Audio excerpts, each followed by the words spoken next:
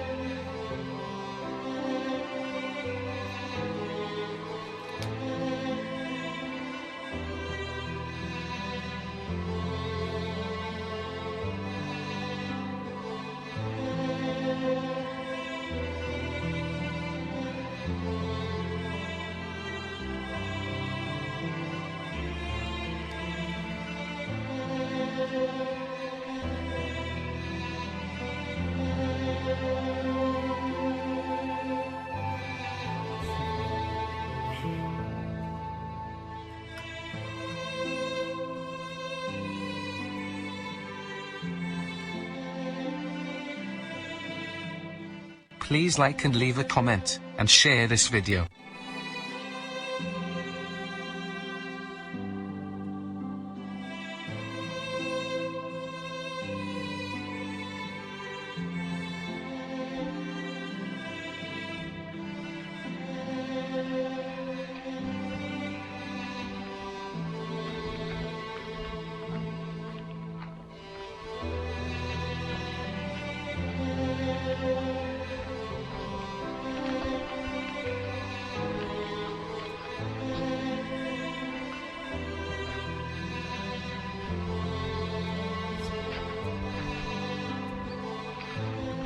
Only 3 minutes until the start.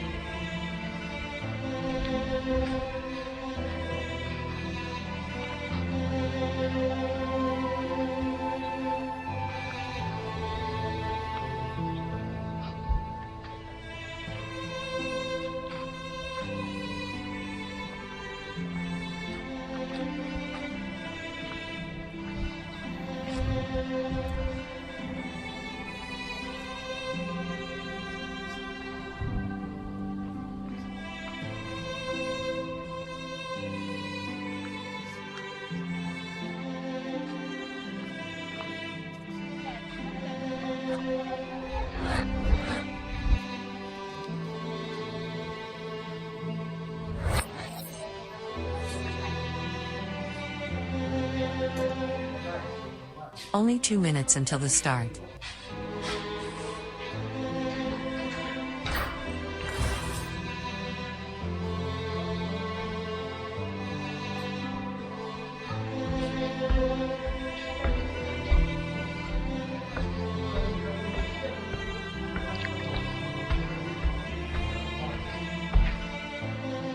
Please like and subscribe to this channel today, and don't forget to share it and hit that thumbs up. Thank you.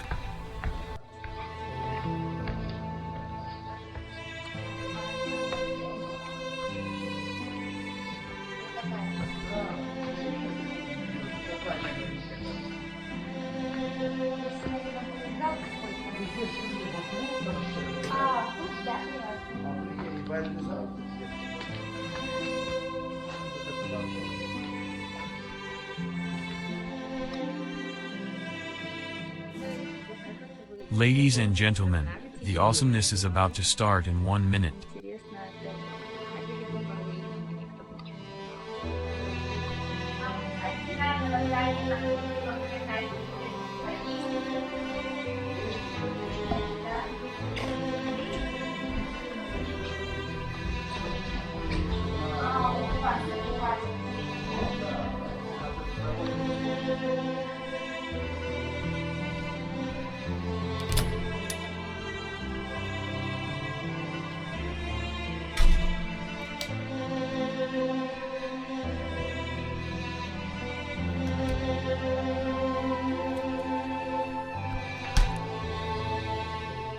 Ladies and gentlemen, the show is about to begin. Grab a drink and a snack, sit down and enjoy watching the show. Don't forget to comment, like the video, and share it to others.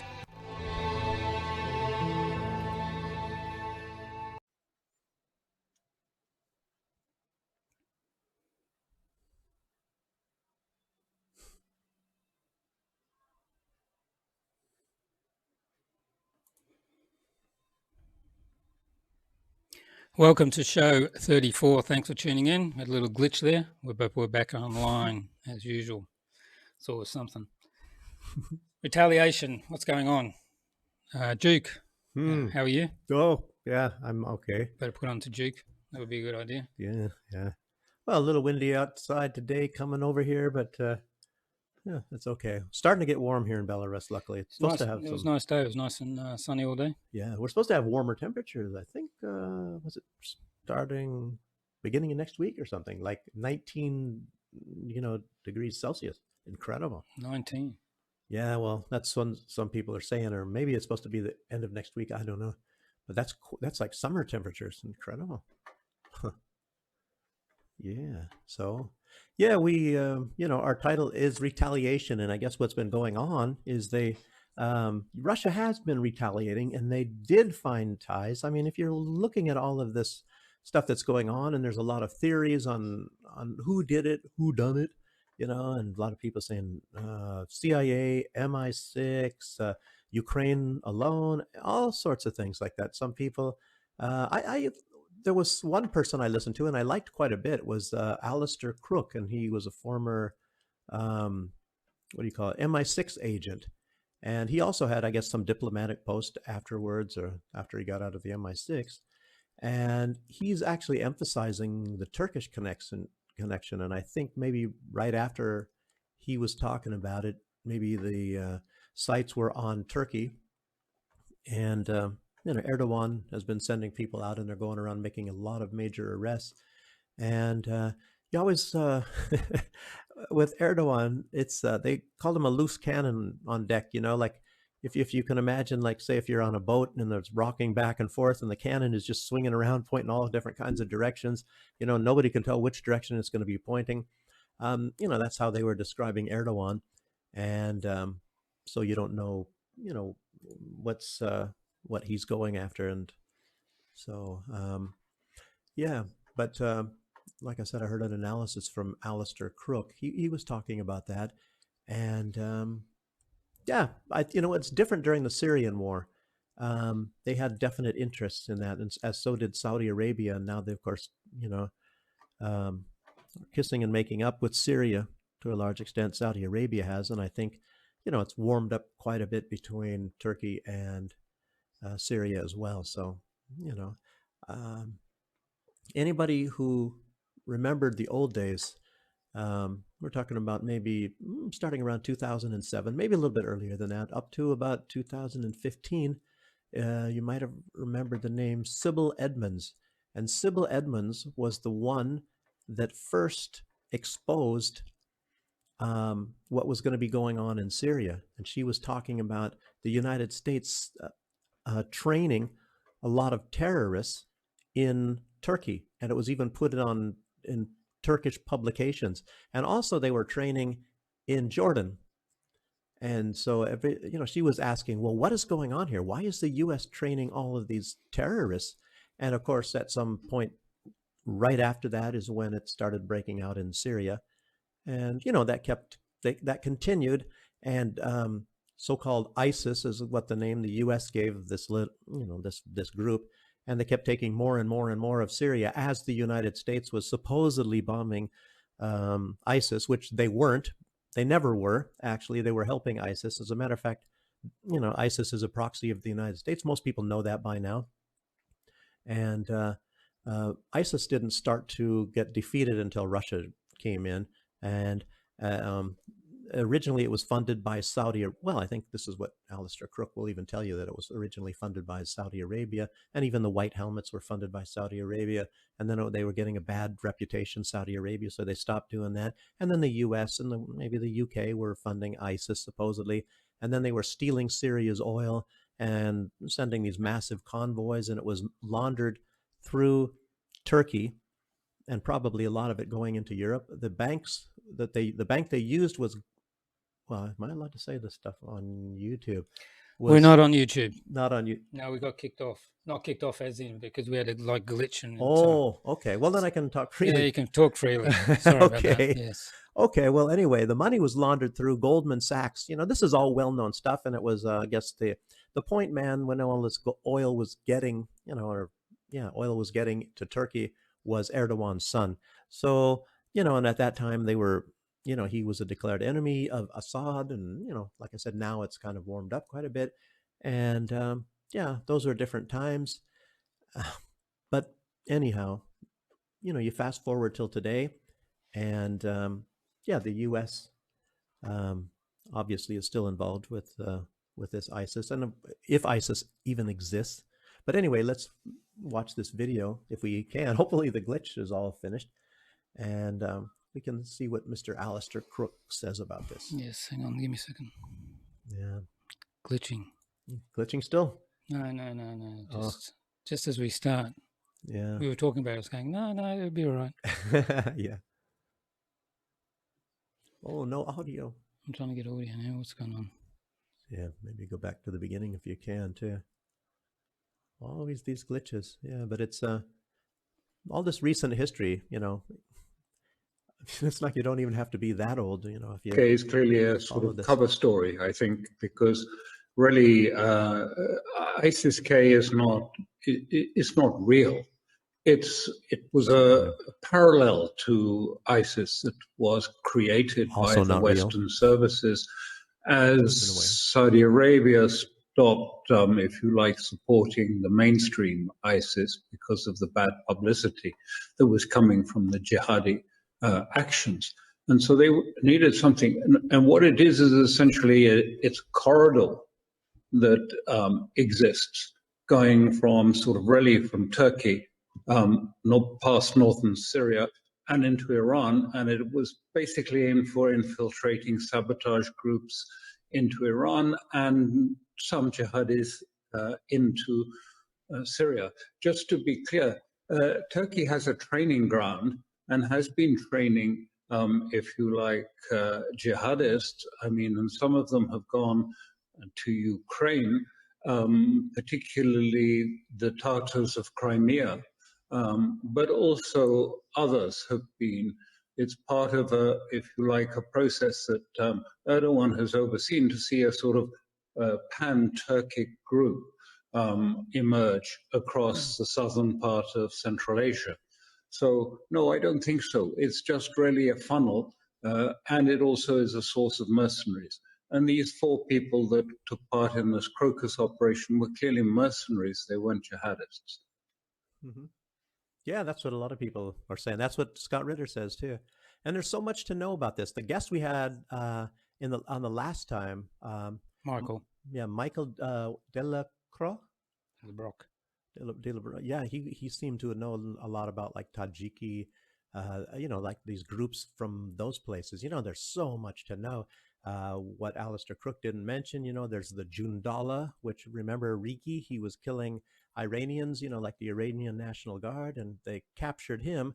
They forced a jetliner down Iran, and, nobody was hurt. They took this guy off, and this guy confessed to everything without torture. They don't, it's like, I don't know, Russia seems to like be able to beat these guys up a little bit too. It looks like the latest ones. And the US, of course, does that. And yeah, it's, it seems like the best interrogators are the Iranians, because they can do this without any kind of stress. And it looks, they've caught Americans, and Americans got to confess and everything. I don't really know what they do, but there's some amazing intelligence interrogators in Iran. And, in the U.S., of course, he didn't mention it, but of course, there's these bases now where a lot of the terrorist training, which maybe you want to call ISIS, or whatever, so it's like ISIS exists and it doesn't exist. Maybe there's there's this grouping and it's all under this umbrella of the United States, basically.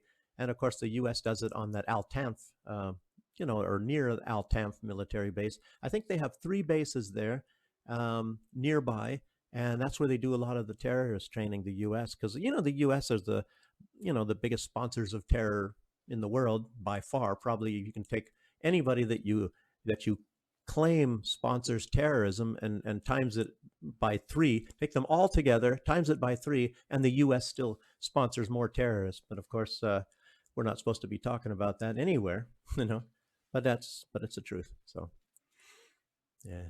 Anything else? Anything you might want to say? About Sorry, I'm still getting stuff organized. Okay, I didn't want to be taken. I'm just checking it. We're on the radio as well today, so I'm just checking. Oh, I didn't want to steal the show Yes, here there you go. without you talking. No, that's right. Sorry. Yeah. No, everybody, we're on the radio as well. www.live.lyvradio.com/FTOS. We've got a radio station now, and we're broadcasting on that, or simulcasting right now. Yeah. And we're on Twitch, we're on Facebook, and on X, and we're not on YouTube tonight because it just crashed. And obviously Rumble. Mm-hmm. So, sorry, Yeah. everything's working now. But anyway, a lot of that information that I just mentioned, it's like I said, a lot of it was put out by Sybil Edmonds. She was a former FBI translator. I think she knows about like 5 languages. She's part Armenian, I know that. And I think a lot of, I'm not sure, you maybe can look it up in Wikipedia. She might be part Iranian, part Turkish, but she's an American, and she worked for the FBI. And she is, I believe, titled the most gagged person in U.S. history. And they said if she talks about a lot of this stuff, she knew a lot of things about 9/11 of the secrets, because, of course, those are the documents maybe that she had also translated. They said that she will immediately go to prison. So maybe she's disappeared. I don't know. She had a site called Boiling Frogs, and I guess that was merged into another thing. It was called Newsbud. So I don't know if it's still working or not, but I haven't seen any kind of entry about her since, the last one was listed at 2017. But if anybody out there knows more about her, you can, drop a line or something. I'd like to find out myself. Yeah. So if Sorry. no, that's all right. I can be talking forever. I Yeah. don't want to be holding you back if you want. No. anything to add. I'll butt in if I'm going to say something. Okay. But I wanted to talk about, there's like very strong circumstantial evidence that Ukraine is linked to these terror attacks, from the Crocus Hall. I don't say this because, less than an hour after the attack began, I saw an interview. 50 minutes. Yeah, 50 minutes after it began, and I think the terrorist attack lasted like 2 hours, but 50 minutes into it, the U.S. started screaming, Ukraine's not involved, Ukraine's not involved. So, and it's like really weird. And it's like, well, how does the U.S. know? There's no investigation has been, it's not in the United States. How does the U.S. know anything about this? And it's, everybody knows that 2 weeks prior to that, they were talking about, stay away from large gatherings. A lot of people you'll see online are saying, stay away from concerts and stuff. The U.S. didn't say that. They just said, stay away from large gatherings and all that stuff. So, but it's, they didn't say concerts. But how do they know that? And it's just like, I remember one time there was a terrorist attack on an Israeli bus in Bulgaria. And immediately, and I think it was 1 minute after, Netanyahu started saying it was, I can't remember because I get the kind of mixed up, Hezbollah or Hamas. And which is very strange, because how does he know 1 minute later? And it's not because Hamas was actually founded by Israel. Israel created Hamas, just like the United States created Al-Qaeda, and the United States created, of course, Hillary Clinton admitted that one. The United States what created Hillary Clinton? Yeah, created Al-Qaeda. Hillary Clinton, she admitted that the U.S. created that, and I think she's even on record. I think on a audio that they created ISIS, and everybody knows that the U.S. and Obama's on video saying that they fund them. Yeah, I heard people talking about that. I didn't know that was on video. So, but yeah, it's obviously true. Obama said some crazy stuff. One time, I guess I heard audio, and that was before they had, really gotten good into deepfakes and all that. He said, if the American people, his quote was something like, if the American people found out tonight what my plans for America are, they would all be rioting in the streets in the morning. I don't know if you've ever heard that quote. Yeah, I was like, what? Some things stay with you, when you hear these things. It's like, yeah, I heard it myself. And all these missiles in the last few days, it looks like they took out this Oh, that Brigadier command General. center. Yeah, command center in with this brigadier here, this Polish guy, and a few other NATO officers. Yeah, that's weird because we titled our this show is titled Retaliation, and Russia has been retaliating. And I don't know, has the West been mentioning anything about these missile attacks that Russia taking out these? Well, this guy's supposed to have just died of natural causes. Natural, yeah. It's just like when those people died. We were mentioning, I think, a show or two ago. And all those SBU officers have just been taken out in a lot of different cities as well. Yeah, they got Zelensky. Well, they said he fired or he made Danilov, who was chief security of Ukraine, made him resign or something. They put some other guy, which I didn't even care about, not knowing his name or anything, because you have to see what he's actually going to be doing. But anyway, that he was replaced. So I don't think he was killed. But no. But this underground command center where this guy died, there's supposed to be other NATO officers as well, all suffocated. Yeah, they've done it a few times already. They had one, remember, quite a few months ago, they destroyed a command center, and I think it was right around Lvov, right? Do you remember that? Yeah, that one, yeah. Wow. And I believe at that time there was also another terror attack in Russia, and that was a retaliation that Russia used. So, but this is only a partial retaliation, and I remember seeing, I don't know if you have that. I didn't put it on our memory, but somebody was asking one of the I can't even remember the name, one of the top people of security in Russia, saying something about a retaliation, and he said, it's still coming, he said. Do you remember, did you see that tape at all? Yeah, I've got this one though. Yeah. It's like, he said it very quickly, but it's still to come. So it's a retaliation for what's going on here. So like Речь идет не только об Украине. Речь идет, конечно же, и прежде всего, и в первую голову об Украине, а также о подготовке вот этих выродков на территории Турции. И мы уже начали работать с турецкими правоохранительными органами, при том условии, что те люди, которые стояли за подготовкой в лагерях в Турции, He's essentially saying that MI5 and MI6 are involved. Mm-hmm. Yeah. The one I was talking about, the guy's walking by and somebody asks him and he's turning his head. That one, yeah. He says it's still to come. There's, I think, 2 or 3 videos like that. So, and I don't think it was Petrushev. I think it was this other guy that they're talking. I never even heard of the guy before, but he's a big high guy in the security services though. But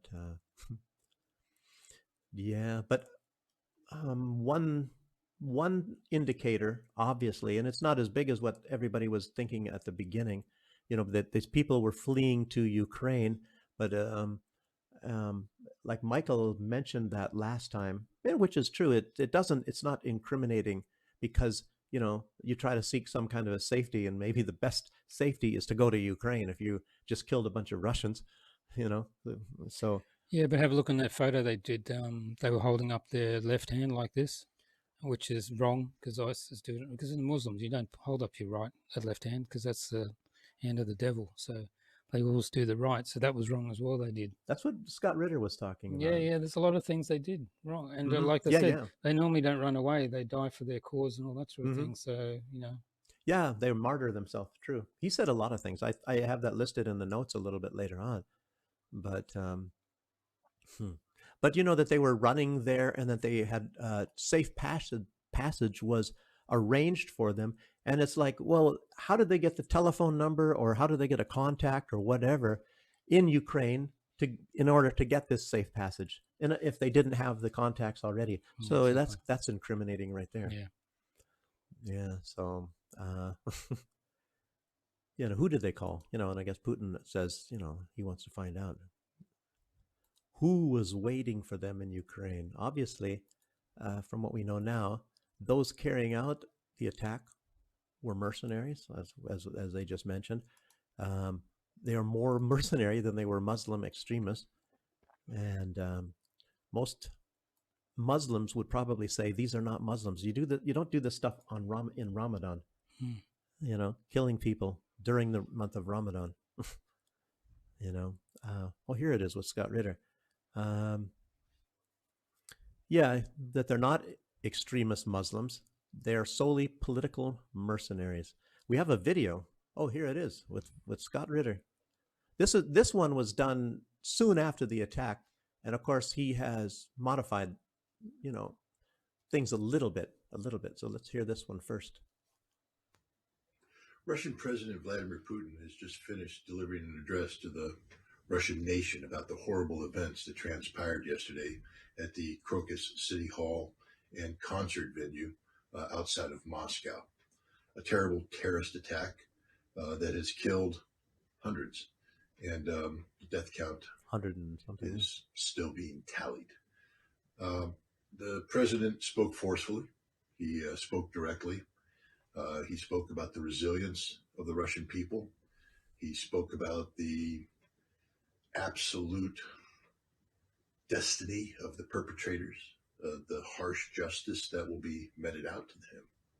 He also made a comment about how the attackers fled towards Ukraine. Now, the Russian president made it clear that there is an ongoing investigation and that the Russian intelligence and security services will get to the bottom of this. But let's talk about that aspect, that the attackers were fleeing towards Ukraine. There has been some talk here in the United States. The U.S. government has indicated that the Islamic State has claimed responsibility for this attack, and the U.S. government gives credence to those claims.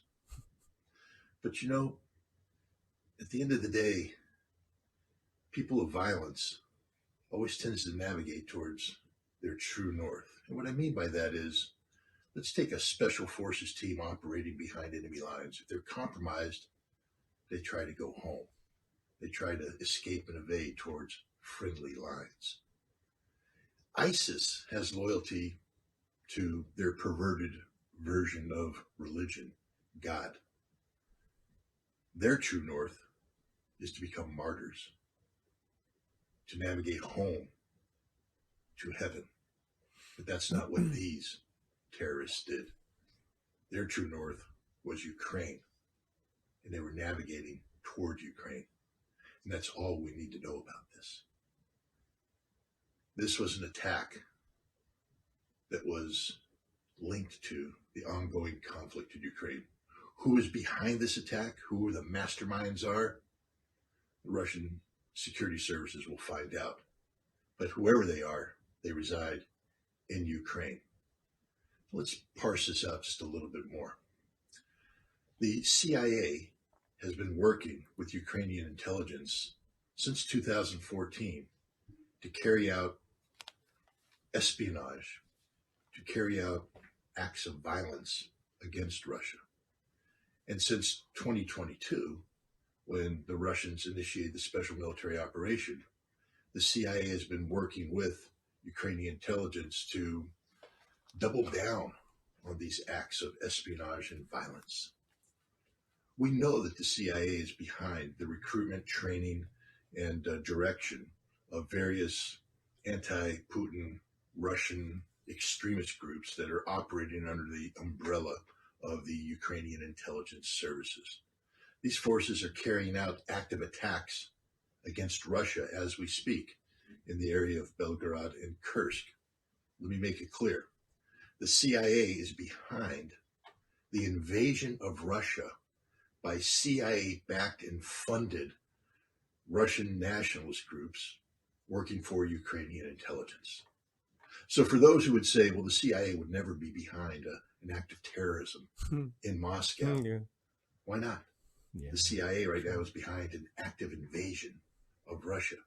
The CIA is behind the targeting of strategic Russian sites, oil depots, refineries throughout Russia. The CIA is behind this, actively assisting the Ukrainians in targeting these facilities. If the CIA is willing to blow up an oil depot or refinery hundreds of kilometers inside Russia, why wouldn't they be behind a terrorist attack at the Crocus City Hall? The CIA has for decades now been seeking to undermine Russian democracy, to pervert Russian democracy by buying Russian opposition figures, not to further the interest of the Russian nation, but to undermine the presidency of Vladimir Putin. The CIA was involved in such operations leading up to this very election that just transpired earlier this month. So why wouldn't the CIA be behind a terrorist attack in Moscow? We know that the CIA is actively working with nations on the periphery of Russia, in the Caucasus, in Central Asia, to generate anti-Russian sentiment. We know that the CIA openly brags about seeking to recruit people amongst these populations, these disaffected populations, for the singular purpose of undermining Russia, of sowing chaos in Russia, of bringing down Vladimir Putin. Why wouldn't the CIA be behind a terrorist attack in Moscow? It's a rhetorical question, because the answer is clear. The CIA was behind this, directly or indirectly. One has to reflect on how the CIA gets its authorities to do actions such as this. These are covert actions. The CIA has the remit to carry out covert actions dating back to the 1948 decision to reform the American national security enterprise. They are allowed to carry out covert actions. They are allowed to lie about carrying out these covert actions. The President of the United States is allowed to distance himself in the United States from these covert actions. The President is required to report to Congress through what is known as a presidential finding what the CIA is doing in rough terms. In order for the CIA to be doing what they're doing today in Ukraine, doing what they're doing against Russia, they require a presidential finding. That means that President Joe Biden has authorized the CIA to carry out these actions, and that this authorization has been reported to certain elements within the U.S. Congress. This means that America is at war with Russia. And that's what people need to reflect upon when they talk about the terrorist attack on the Crocus City Hall and concert venue. Because if this was something that was planned by Ukraine, then it means it was something that was planned by Ukraine under the direction of the CIA to carry out an American policy objective which seeks the strategic defeat of Russia. When Vladimir Putin says that the perpetrators will be hunted down and brought to justice, one of those perpetrators appears to be the CIA. And what does that mean for U.S.-Russian relations going forward? That's something not only for the Russian people to consider, but more importantly for the American people to consider. Do the American people understand that the Biden administration is navigating them towards the abyss, towards a point of no return, towards a war with Russia, towards a nuclear Armageddon? I don't think so. I think it's high time that the people of America, and indeed their representatives in Congress, reflect on this, because that's the direction we're heading. The terrorist attack on the Crocus City Hall and concert venue was an American attack on Russia.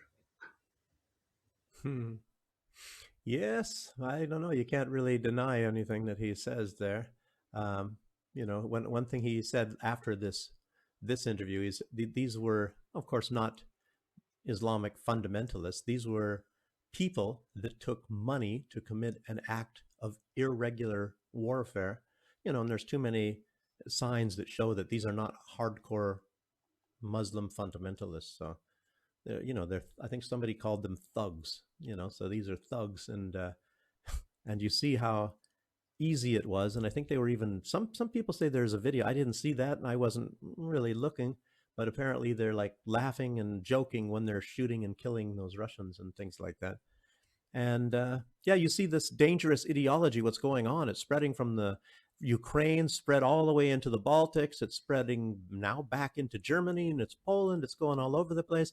Is this hatred of Russians and making it like some sort of an honorable deed is to kill Russians. It's just like Adolf was doing in the 1930s, you know, Jews and stuff. But of course, this is far, far more extreme than what Adolf was doing. in reality. There were, of course, Ukrainians that were doing, going after Jews and Belarusians and everything like that. As we mentioned, even the last show, 25% of the Belarusian population was wiped out, by mostly the collaboration between Germany at that time, the Nazi Germany, and Nazi Ukraine. So it's it's just these ideologies, and of course, there's the same kind of ideology as all in Israel. Excuse so, me. Bless you, or Butzterov, I think the Russians say. Sorry about that. Yeah, but I'm not having a good night, am I? Technical wise. Yeah, no problem though. But we're making it.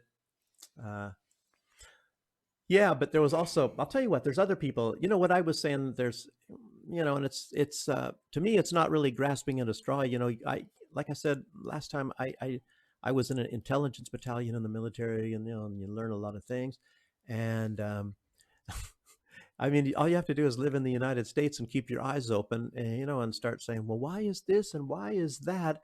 And you learn a lot of things. And there's one, I don't even know who said it. It's an expression that says, what is it?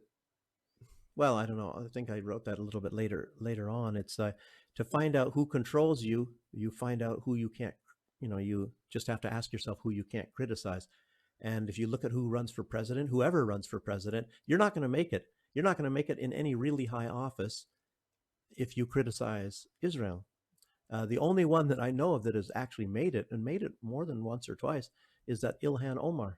And anybody else, it's a political suicide if you criticize Israel. We'll talk a little bit more about that in a little bit, though. But there are political parties in Greece, and 3 of them issued a joint statement. And this is what they said. They said, "It is naive and absurd to believe that a fanatical Islamic organization like the Islamic State, instead of opposing Israel, which is strange that they don't, which is unleashing an unprecedented genocide in the Gaza Strip, is attacking Assad's Syria, Iran, and now Russia, which support the Palestinian cause. And at the same time, with their barbaric attack on the Moscow concert hall, they are doing favors for Ukraine, the US, NATO, and the EU, that openly hate them. These entities openly support Israel, which of course hates Muslims, as everybody knows. So isn't that kind of strange? Well, that last ISIS-K attack was in Iran at the funeral. Yeah, well, the Jundala was doing this as well, and Rigi was the leader of the Jundala, and I think they've got people at funerals too. They're attacking all of the high officials. And how many times has Israel? Remember, they used to come up with a little motorcycle, and they take a magnetic bomb and they stick it on the doors of scientists. Yeah, nuclear scientists, and then they speed away and the car blows up. Mm-hmm. And they did that a number of times. There's so many terrorist operations that Israel has done. I remember one, they acted like they were tennis players in some luxury hotel. It was in Dubai, wasn't it, or somewhere around there? Oh, you remember that? Yeah. Oh gosh, because I think did I mention that with Michael last time, and and he didn't remember something like that. But one was a woman, and they had their tennis rackets. She looked all nice and prim and pretty and all that sort of thing. And I think they carried out an assassination at that time as well, and then they knew that I guess they didn't know about that camera, but, Israel, if you read a book, like I think I might have even mentioned it, Every Spy a Prince, and it's written by 2 former Israeli intelligence workers. I'm not even sure their names. One of them was from this agency that doesn't exist anymore. You know about the Shin Bet, which is like a FBI, you can say. And then there's the Mossad, which is like a CIA. But the other one, I can't even remember the name. And that one is the one, I believe, that hired Jonathan Pollard, who's still in prison in the United States. And Netanyahu, of course, keeps begging. He was begging Trump, trying to make any kind of deals to get Pollard to come home, because he was one of the greatest spies in Israeli history and stole so much information. And that's mostly what got Israel, the ability to make nuclear bombs. I guess he stole like a rooms full of materials, incredible amount of materials from the U.S. And there's another book called By Way of Deception. Of course, that's the motto of the Mossad: by way of deception, thou shalt do war, or thou shalt create war. And I think if I got the last name, his name was Victor Ostrovsky, and I believe he was originally Canadian. And that's a great book too. But they say that Every Spy a Prince is mostly about the history of the Israeli intelligence services. And as I said, the old name for the Israeli intelligence services was ISIS, ISIS, Israeli Secret Intelligence Services. And Israel has this this habit of doing things like this and then sitting back and laughing at everybody. Like, for instance, I remember Olmert at one time, who was the leader of Israel. He was able to manipulate George Bush, and I remember seeing a tape of him laughing at the United States and George Bush, in front of a bunch of officials, saying, see how we can control the United States. And Israel admits it many, many, many times. They are in control of the United States, and they admit it in private a lot of the time. And that in the book By Way of Deception, I think a lot of the time that's even mentioned. There's some hairy stuff in all of these books. And what really got me in Every Spy a Prince is towards the end. And I was thinking that whoever was writing this book was making confessions about, how nasty they were, how they got Christians and Muslims to kill each other that are actually natural friends. And for people in the United States nowadays to hear, oh, that's absurd. They're a bunch of barbarians, blah blah blah blah blah. The Muslims, but they were actually natural friends, and one of the proudest moments these spies write is that they got Christians and Muslims to kill each other, and it's like getting your enemies to kill each other. So you just sit back and watch, and that's what Israel is famous for.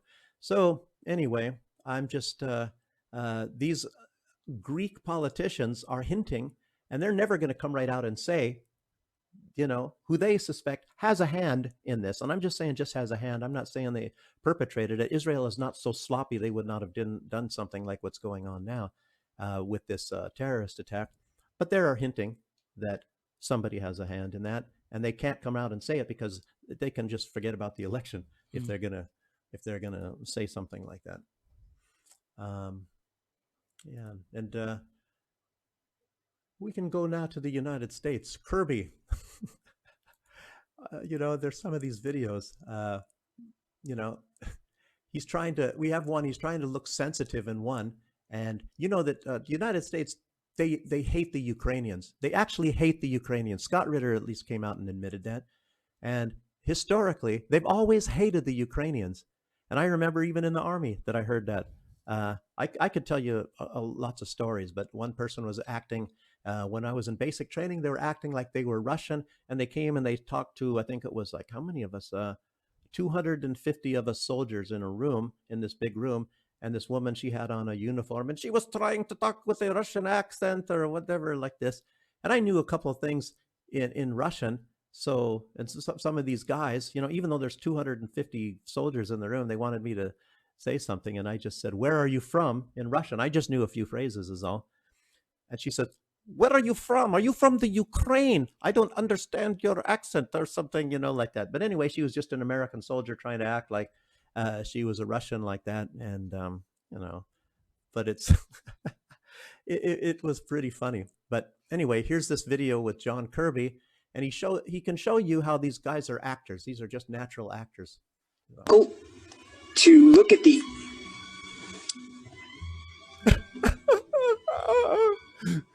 please, I'm trying to stop crying. Sorry.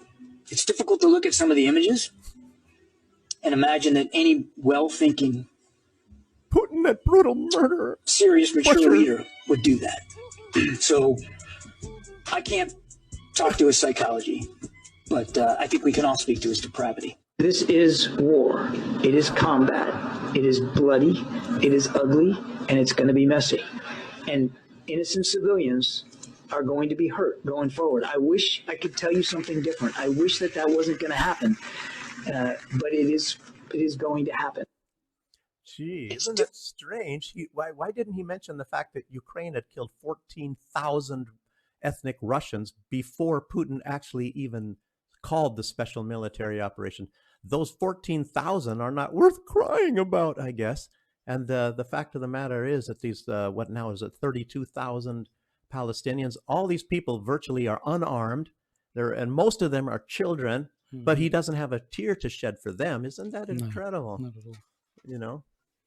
But anyway, we have another video. It's with Alex Jones, and one one criticism that everybody normally has about Alex Jones, even people that like him, they said he's very light on Israel. He never really, and I'm not trying to point, like I said, the finger at Israel. I just say that there's these fingers, you know, that they have their little fingers in here. I think what happened, and what I'm actually trying to say is, I think they were consulted. They were consulted before this thing happened, but they weren't trained by Israel, so they botched it all up. But a lot of this stuff, what's going on, you talk about, oh, killing somebody at a concert. Oh, that sounds familiar. What about October 6th? You know, and a whole bunch of other things. And I mentioned last time, what about the Lavon affair? You know, if you look at the Lavon affair in 1967, Israel wasn't quite that good then. So what happened was a bomb went off early. You know, Israel was killing Americans at that time, trying to get America in on the war against Egypt. And of course, United States, like I said, was very close to dropping a nuclear bomb on Cairo. That was one of the closest times in history that the United States almost dropped a nuclear bomb on Cairo, you know, because of what Israel was doing. And then, you know, it was called off in the last minute, you know, at the last, and I guess, by the way, the bomber, I guess it left it was part of the fleet that was controlled by John McCain's father, who was the admiral at that time. I mean, it's a really interesting kind of history. It's 1967. But anyway, Alex Jones is kind of very light on Israel. Everybody's saying he never criticizes Israel. And I'm not saying, again, that Israel did it. But anyway, here's Alex Jones. He's been trying to convince me all week. Yeah, well, I think they're involved, and some people are now hinting at it. Yeah, I know. I'm just laughing because for a week you've been trying to convince me. Yeah, because I just know Israel is like that. Okay. And the Russian You're anti-Semitic. government came out 10 hours or so after the attack and said, when they say ISIS, we believe that's a cutout for Ukraine. I was saying that because I have the Jerusalem Post right here, and all the other mainstream media admitted that ISIS was created by Obama and that ISIS was actually funded by the West in the attacks on Syria. And we have clips of Obama saying he was funding ISIS. So ISIS is just a cutout term they use. Then they go, Western intelligence, from what I believe, hire these people to go in and do this. And then ISIS takes the blame. And then the West can then have plausible deniability. We saw similar cases a few years ago in the Governor Whitmer kidnapping trial, where two groups were set free by the judges saying they'd been set up in a third trial that some were found guilty. But the FBI went out over several years and found low IQ people online and paid them huge amounts of money to just talk about kidnapping the governor. And then that was used as this big governor scare. Well, in this case, Western intelligence, other groups, Ukraine, I believe, because that's where they were trying to flee back to, go out and advertise, come here, we'll bring you to Russia, we'll give you weapons, launch this attack, you'll be able to escape, we'll blame ISIS, kind of like they blamed the Nord Stream pipeline on Russia. Why would Russia blow up its own pipeline when it's one of its main funding mechanisms? And that's where all the evidence points to. We've had Zelensky launch all these massive drone attacks inside Russia. We've had cross-border attacks that haven't gotten a lot of attention with paramilitary inside Russia killing people. We've seen journalists, Daria Dugin and others blown up. And so Victoria Nuland said a month ago, we're about to give Russia nasty surprises. And they've now put in charge of most of their military operations an intelligence chief that's an expert on terror. And so Operation Gladio was a NATO plan from the 50s into the 80s that's partially declassified, that if Russia ever starts winning any type of conflict in Europe, whether it's offensive against Russia or the other way around, that stay-behind networks under Operation Gladio would then stage terror attacks and actually blame the Russians for it as a pretext to turn public opinion against him. So before Putin came out and said he believed it was Ukraine and NATO behind this, I had already said that because I've been researching NATO and its policies. And under NATO's military doctrine, when it loses a war, which this is NATO, Russia's fighting, when it loses a war, it then shifts to asymmetrical warfare and terrorism. So I believe all the evidence points towards that. With no evidence, DW.com and then the Germans and others are saying Putin staged this with no evidence. But clearly you see them catching the terrorists, trying to get back to the border into Ukraine. They're interrogated live on the spot and just say, I know nothing. I was given money to do this. That's exactly what Western or globalist intelligence would do, is have useful idiots that have been paid money to carry this out, believing they had a way to escape. But if I really speculated, which I'm speculating now, I would imagine Ukrainian intelligence probably burned them and told the Russians where to grab them so they could set them up and say it was ISIS. So these guys are following the classic pattern of how NATO and how the FBI here in America set people up. And so this is something that secret police have done in major countries throughout world history. And the motive with Putin winning a huge re-election and Russia winning the war and Macron being rejected with his call for 20,000 French troops and really the powers that be being in a lot of trouble, the majority of Americans, 80+% against this war, they can't pass the spending funding to give hundreds of billions or tens of billions more to Ukraine. And so people say, well, why would they do this? It is to try to manipulate Russia into a stronger response to escalate, so NATO has a pretext to expand the war publicly against Russia in Ukraine. And so that's my analysis. I give it about a 95% probability. We don't have all the answers yet, but that is what I believe all the evidence points towards. That's interesting. That's interesting. Trying to, provoke Russia. That's actually how the special military operation happened in the first place, is provoking Russia, making sure that no media outlets carried all the killings that Ukraine was doing of the people in eastern Ukraine at the time, which was Ukraine. And yeah, this is a very similar thing right now. It's actually Alex Jones. He's been doing this a long time. He knows a lot of these scenarios. Yeah, so. we've got George Galloway. If you want to have a look at this one, yeah, saying the same thing. I didn't watch it. Good. This is going to be a new one for me. There you go. And the UK and others swiftly tried to reassure me that it was only ISIS that carried out this mass murder in Moscow. I knew automatically that they were lying. And here's what I'm finding.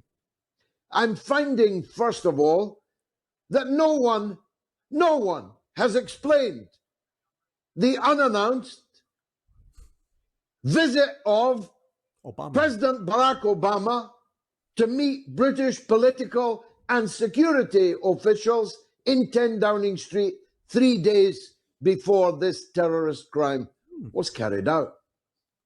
Working further back, I discovered that Victoria Newland, that harbinger of death, that angel of death, who, if she comes anywhere near you, be sure a civil war is coming in your country.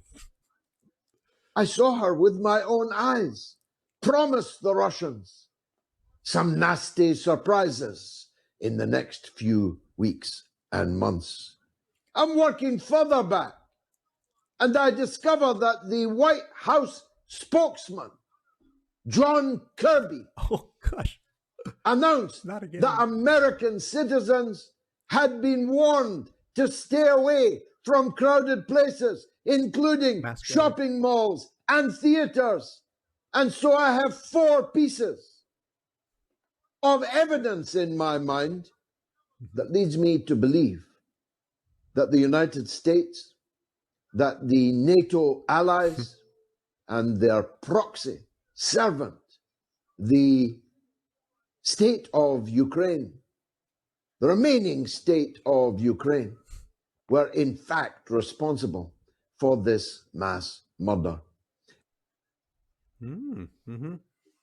Yeah, very good. He's a very good speaker. Now you can even play my Israel threatens Russia. That was just a couple of weeks ago, by the way. It's video 1, Israel threatens Russia. And then you have to play the second one after that. Mr. President, for the past 2 years, Israel has stood alongside the people of Ukraine in solidarity, both on the ground and here in the United Nations. This is the moral thing to do, especially as a country that knows exactly how it feels to be aggressively invaded, to have our towns and cities attacked, and for our civilians to be the targets of indiscriminate missile fire.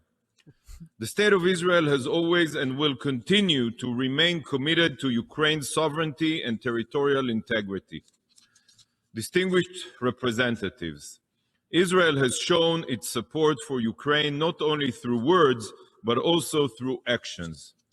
Israel sent more than 100 tons of humanitarian equipment to our Ukrainian allies within 1 week of the Russians' invasion. We also established a field hospital within Ukraine's border, which treated over 7,000 injured. Hundreds of Ukrainian patients have also been treated in hospitals and rehabilitation centers across Israel. From rehabilitation programs to post-traumatic therapy, Ukrainians have received the best possible care. They'd be Ukrainian soldiers, wouldn't they? What's that? Yeah. They're going to these hospitals. Yeah, they don't mention the weapons that they sent. That Israel has to offer. Just only tents. Israel is also working to provide Ukraine with early warning systems to save civilian lives from Russia's indiscriminate missile and drone attacks. We were forced to develop an expertise in this field, and we are happy to share our capabilities with our Ukrainian friends in need. Colleagues, 2 years ago, Russia, with disdain for its neighbors' sovereignty and territorial integrity, invaded Ukraine, causing tragic loss of human life and immense damage to civilian infrastructure.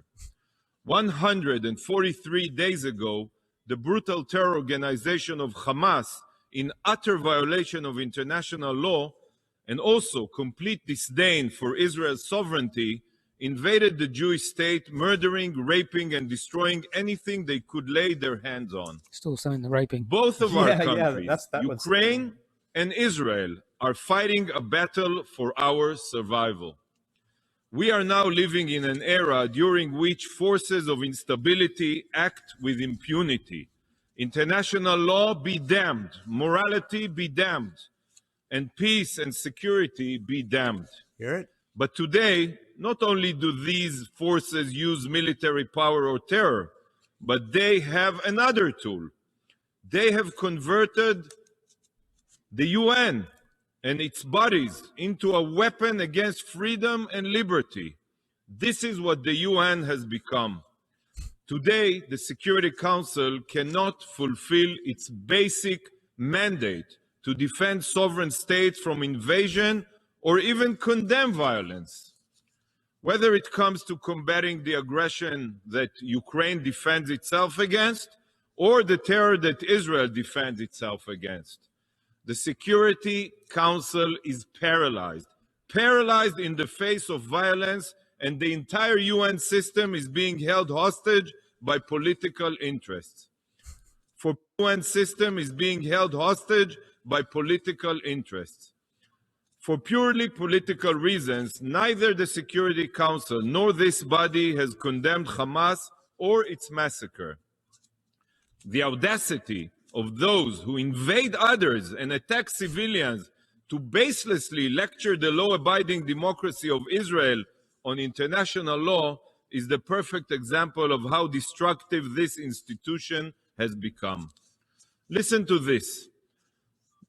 This week, Russia will be hosting a Hamas delegation in Moscow, and not for the first time. Russia is one of the only places outside of the Middle East where Hamas terrorists and Houthi jihadists are given the red carpet treatment, even after October 7th. Russia is hosting those who are responsible for intentionally murdering babies, raping women, and burning families alive. Bullshit. But this meeting in Moscow is a result of something It's more projection. broad, It's what more Israel dangerous. does. All the bad things are Russia what Israel actually is does. now deepening its ties with global forces of destabilization. It is no secret that Hamas is merely one tentacle of Iran's terror armies. This horde of death and destruction includes Hezbollah, the Houthis, Palestinian Islamic Jihad, and other terror organizations. They are funded, they are trained, they are armed and directed by Iran. Iran is responsible for the attacks on American service members. Iran is behind the Houthis' attacks on maritime trade, and it is Iran who supplies Russia with the drones that are attacking Ukrainian civilians. As we sit here now, focusing on words and not actions, an alliance is being like terror attacks strengthened in Moscow. And the international community stands idle. The axis between the Ayatollah regime in Tehran, the Assad regime in Syria, the Kim regime in North Korea, and the Maduro regime in Venezuela is deepening, and Russia is moving closer to them. These countries are now standing in solidarity as the free world stands on the sidelines, divided. Do you not see what we all face? Are you not worried about our values and interests? The Nazi values. If the UN cannot do anything to prevent aggression, then there is no longer any justification for this organization to exist. If this body is incapable of standing up to violent attacks, yet demonizes those combating the threat posed to all of us, then the UN has lost all legitimacy. Ambassador Kislitsia, Israel will continue to stand by Ukraine. We have both experienced an invasion. We have both experienced brutalities. We will forever bear these scars. Yet, if inaction continues to be the modus operandi of this organization, every other member of the free world will eventually bear these scars too. We, Israel and Ukraine, are the canaries in the coal mine. To the rest of the free world, I say, wake up, wake up. Thank you, Mr. President. Have you ever heard a bigger bunch of bull in your whole life? Projection and lies and everything. It's just incredible. Just incredible. I mean, and then you play the second video and you see a completely different face. You know how they feel sorry for the Russians and all that? No. So there's one that's Israel and, yeah, I think it's called two, Israel and Russia. If you can find that video too. At the outset, I want to express my deepest condolences to the Russian people and to the families of all the victims of the heinous terror attack on Friday. Peace be damned, I thought you said in the last one. Terror must always be condemned in the harshest terms. The Security Council was justifiably this time, very quick to condemn Friday's terror attack in Russia. Just as it was waited no time to condemn the terror attack in Iran against a police station back in December. Yet still, to this day, the Council refuses to condemn the most widespread and barbaric massacre suffered by the Jewish people since the Holocaust. Oh, is that when you killed all those people with Apache helicopters and said that Hamas did it? Crocus City Concert Hall in Russia on Friday by radical jihadists. And yes, almost 6 months ago, nearly 400 people were murdered. I thought it was 1,300 in Israel by the radical jihadists of Hamas. It wasn't even 400. Why does the Security Council discriminate between Russians murdered at a concert and Israelis murdered at a music festival? Why didn't he say Civilians, concert? dear colleagues, no matter where they live, deserve to enjoy music in safety and security. And the Security Council should have the moral clarity to condemn such acts of terror equally, without discrimination. Yeah, starting to move a little closer to what I said. Who's involved in this a little bit, you know? Who's got their little fingers in there? But anyway, You know, I remember watching them years ago. I stopped for like about 10 years, but I was watching them like hawks, you know, and seeing everything they do, reading all these books, you know, and everything like that, and just know their modus operandi of how they do things, you know. But anyway, yeah, and Israel doesn't like the UN at all because they're in violation of all of the things. Even when Israel was established as a state, they had certain obligations, and they felt they didn't have to obey those obligations. They're just supposed to get and not have to give anything. And you know, you can go on and on. I don't even know all of the things, but there's, you know, everybody knows that Israel gets whatever Israel wants normally, always. There's a what is it? Human Rights Council video as well. I have to make you try to find that one too. It was a recent. This was another decision by the United Nations, and of course there's a spokesperson. I don't know. Maybe other people didn't want to come right out and say it. I think she's got a Spanish accent, but here she is, and they figured out what Israel. Following nearly 6 months of unrelenting Israeli assault on occupied Gaza, it is my solemn duty to report on the worst of what humanity is capable of and to present my finding: the anatomy of a genocide. One of my key findings is that Israel's executive and military leadership and soldiers have intentionally distorted rules of international humanitarian law, distinction, proportionality, and precaution in an attempt to legitimize genocidal violence against the Palestinian people by deliberately stretching the definitions of human shield, evacuation orders, warnings, safe zones, collateral damage, and medical protection. Israel has used their protective function as humanitarian camouflage, with the effect of concealing patterns of conduct from which the only inference can reasonably be drawn is a state policy of genocidal violence against the Palestinians. In light of this, I find that there are reasonable grounds to believe that the threshold indicating the commission of the crime of genocide against Palestinians as a group in Gaza has been met. Specifically, Israel has committed 3 acts of genocide with the requisite intent: causing serious bodily or mental harm to members of the group, deliberately inflicting on the group conditions of life calculated to bring about its physical destruction in whole or in part, and imposing measures intended to prevent birth within the group.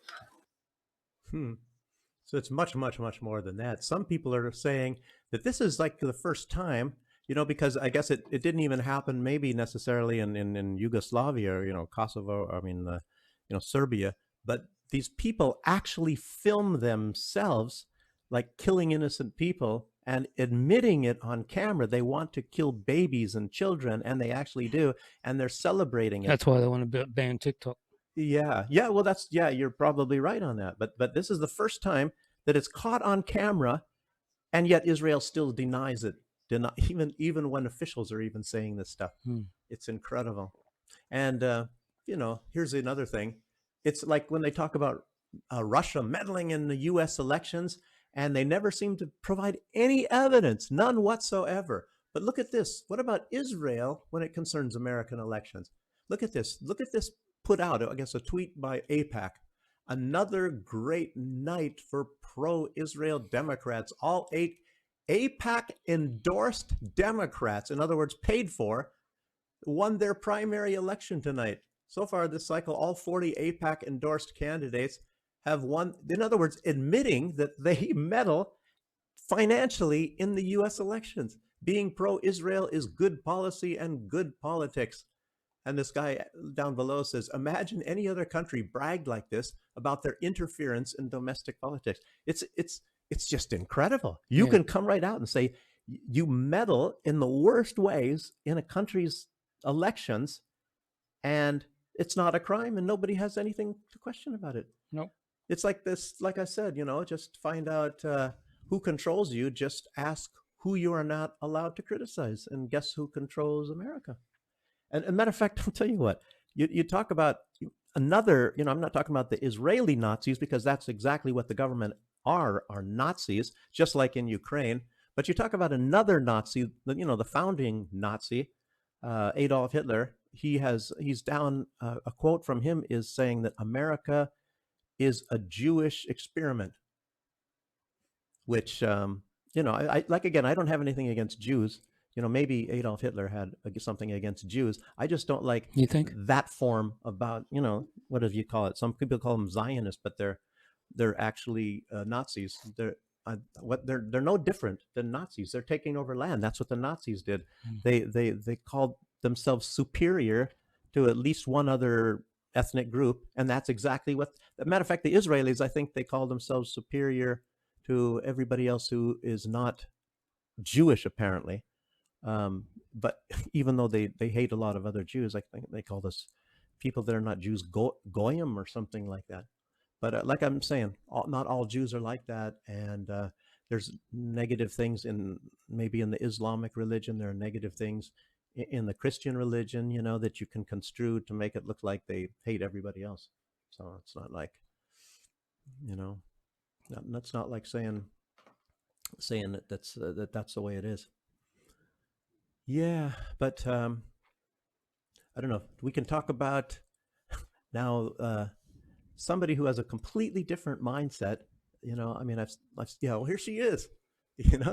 I think she was Hindi. I'm not even sure, because she talks about God. I don't know anything about Hinduism, but anyway, Tulsi Gabbard is very, and a lot of people say that she is actually first in line for VP for Trump. For VP for Trump. So, but she's actually fantastic, and Hillary Clinton hates her with a passion, of course. So that's a good thing. Yeah. That's a good reason to vote. To say, yeah, you like her. Oh no. It's my fault. Sorry. Yeah, no problem. I had the audacity to go against them, to challenge the elite of the Democratic Party, which is Hillary Clinton, and it's Barack Obama, and it's the people who surround them in the military-industrial complex, in the media-industrial complex, those who are pushing, and it's not limited to the Democratic Party, of course. No. Mitt Romney also called me a treasonous person who is a Russian asset or something along those lines. So, they are all part of this permanent Washington elite who cannot allow for those who challenge them to go unscathed, because their whole existence is based around that. It's based around power and where they get their power from. Hillary Clinton and Barack Obama are not in office right now, but they still continue to wield immense power in influencing the decisions that are being made. So can I just, it's sort of sidebar, but I think relevant and interesting. Are you answering the question that everyone watching has, which is who is running the government at this point? It's obviously not Joe Biden. You think nobody's minding the store? It's not a leap of imagination to know that that's true when you look at the people who are in Joe Biden's administration. They are the Victoria people who are the Nuland right hands for the Obama administration, for President Obama, and for Hillary Clinton.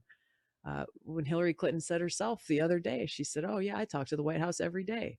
So it is no shock or surprise who the influences are behind the policies that are coming out of this White House that many people say is the most radical and woke White House that our country has ever seen. Oh, well, there's no question about it. Even though Tulsi Gabbard also caters to Israel, everybody has to. Ramaswamy, it doesn't matter. JFK or RFK Jr., everybody has to cater to Israel. If you don't cater to Israel, you have no future in politics, and maybe even a lot of other things, such as maybe even in like show business or anything like that. You pretty much either have to keep your opinion to yourself, or you have to be pro-Israel, or anything like that. But is that why you're working at a zoo? Yeah, well, yeah, that's why that is. But I'm a free man. I am not a number. You are number 6. No, no, but Tulsi Gabbard is I don't know, she's amazing. I tell you what, Ramaswamy, he doesn't like what's going on in Israel, and he's never going to admit, he's going to play along, and you have to play along. What is it? Go along to get along or something. And I don't know. But I was going to say something about Tulsi, and now I forgot. But it doesn't matter. It's just an opinionated thing anyway. Yeah. But there's another successful woman in a different way. From, I guess, not too far from us, apparently, originally. Yes. So this is actually another cute, I don't know. Everybody has taste, I think. I like Tulsi Gabbard. She's actually in really good physical shape, too. Tulsi Gabbard, that people don't talk about. I don't know about this woman. She must be in good shape. She's a cosmonaut. But this is the Belarusian cosmonaut that was just sent up to the International Space Station with an American, believe it or not, and a Russian. Yeah, but the Russian's from here as well. Also from Belarus. Yeah, he moved there a long time ago, but he's Belarusian as well. Wow. Okay. There you go. See? Yeah. She looks happy. Yeah. Oh, look at the guy is having a good time. Ooh.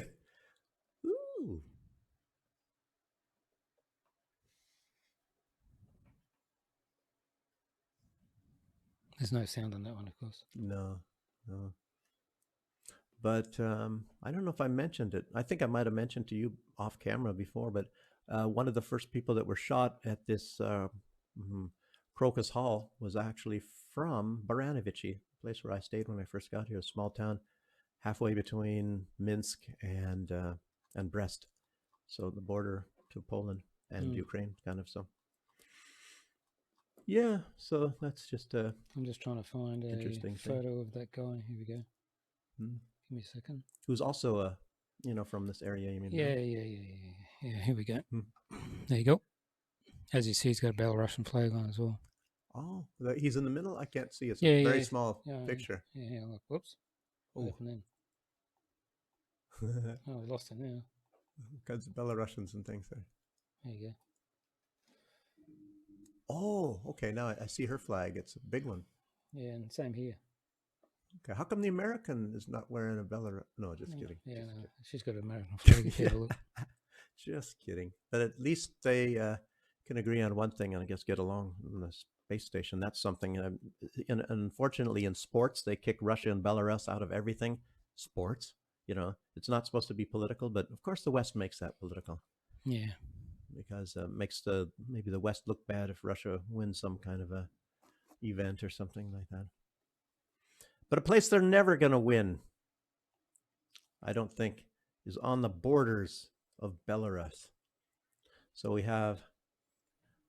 because we got the man himself. The man, yeah, I'll tell you what, you see how he talks and basically his track record, nobody really wants to test him. Poland, either Ukraine, Poland, even the Baltics, even though Belarus has never done anything, nothing, even they come up with a bunch of crap that isn't even true. Oh, they're shoving refugees across the border. But guess what? The real truth is Poland is shoving migrants across the border into Belarus. And they even have the numbers. They know how many people Poland has forced into Belarus. Even the Ryanair thing was bullshit. Remember the Ryanair bombing? Yeah, but I guess it was brought down, but I guess there really was a report and it was out of Switzerland. So I don't even know. And the pilot could have landed in Vilnius, but he decided to turn back. Okay, he had a choice to go to Vilnius or to land in Minsk. He was already descending. Oh, yeah. I knew that they were nearly in Vilnius. So what? Yeah, and they turned around. So they could have landed. Wow, that's incredible. Yeah, no, why? Because the message got a bit late. It's supposed to be a bit earlier. See? They're like, oh, shit. Oh. And then they arrested Roman Protasevich. Yeah, he's released. Yeah, he's released. He's running around, and he actually didn't even go to prison. I think he might even be a Lukashenko supporter right now, to be honest with you, because he's grateful to him, and he says, "Oh, I thank President Lukashenko for all of this sort of stuff." And it was, very interesting. He was a charismatic guy. I don't know about his girlfriend. I don't know. I think she was Russian. Yeah, and I'm not sure if she is still detained or did she? No, they sent it back to Russia. Oh, okay. Yeah, I didn't know. I know she had a different status. And then he was under house arrest for a while. Yeah, until the trial, I think, the main trial. Mm-hmm. Yeah, but he's very serious. Look at, I mean, everybody that's around him, even his own, I mean, Lukashenko was very serious.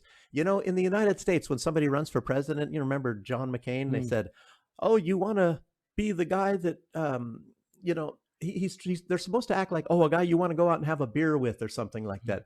But, you know, I don't think that I would ever be going out to have a beer with John McCain or Lukashenko or anybody, any leader, actually.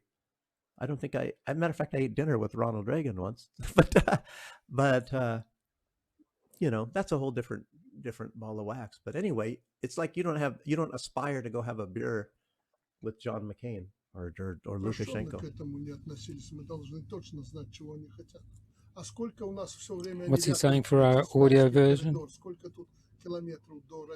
So it's how many kilometers from the border? Если по прямой, а если по границе, около 90. Практически ничего. Зря они себя так ведут. Но в данный момент тебе придется противостоять. So he's talking about the border and what's happening and things like that. Yeah, and I think he's basically saying you don't play games with them. When they come across, you shoot. Yeah, start. You give them everything you got. Yeah. По фронту этой территории ты ее удержишь своими войсками. Существуют документы военного планирования, все действия спланированы. He says if they come across the border, then we failed. I mean, личный состав готовится, в том числе то, что предусмотрено, поставлено вашими указаниями. Сейчас уже исполняется распоряжением министра обороны в рамках подготовки укрепрайонов. Мы не просто выходим в районы проведения полевого выхода и no subtitles, unfortunately. Yeah, but you see how people act around him, and all serious. Yeah, it's but of course Ukraine. I mean, elements in Poland and not in Ukraine, but the Polish government said that they plan on actually militarily overthrowing Belarus. So, you know, but it doesn't mean like they're going to come over in a big wave. That they're going. I think they're going to use one thing that they mentioned. They're going to use. I can't remember the name of this battalion.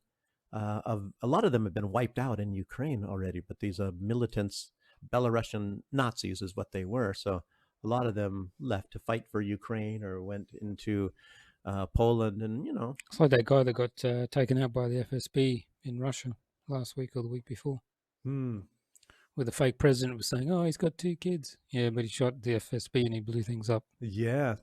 I remember seeing one, I think it was the time I came over here, there was a guy, and they have a camera. He has a camera in his room, and it was the KGB coming basically to question him, you know, which means they actually had very strong evidence against this guy anyway. And he's got a camera behind him sitting in the room with the FSB is on the other side of the door. And I think it's like a shotgun or whatever, some kind of something, I don't know, somewhat maybe more powerful than that. And the FSB is saying, we want to come and we want to question you. And they were being very polite because they filmed also on their side of the door. And this guy, I believe he shot through the door and he killed the KGB guy on the other side. And of course they got him. I don't know if they killed him. I can't remember. But anyway, it's that's what happened to the guy anyway. So you have some bad people sometimes here in Belarus too. It's just they're very strict with anybody who tries to overthrow the government. That's one thing you don't do in Belarus.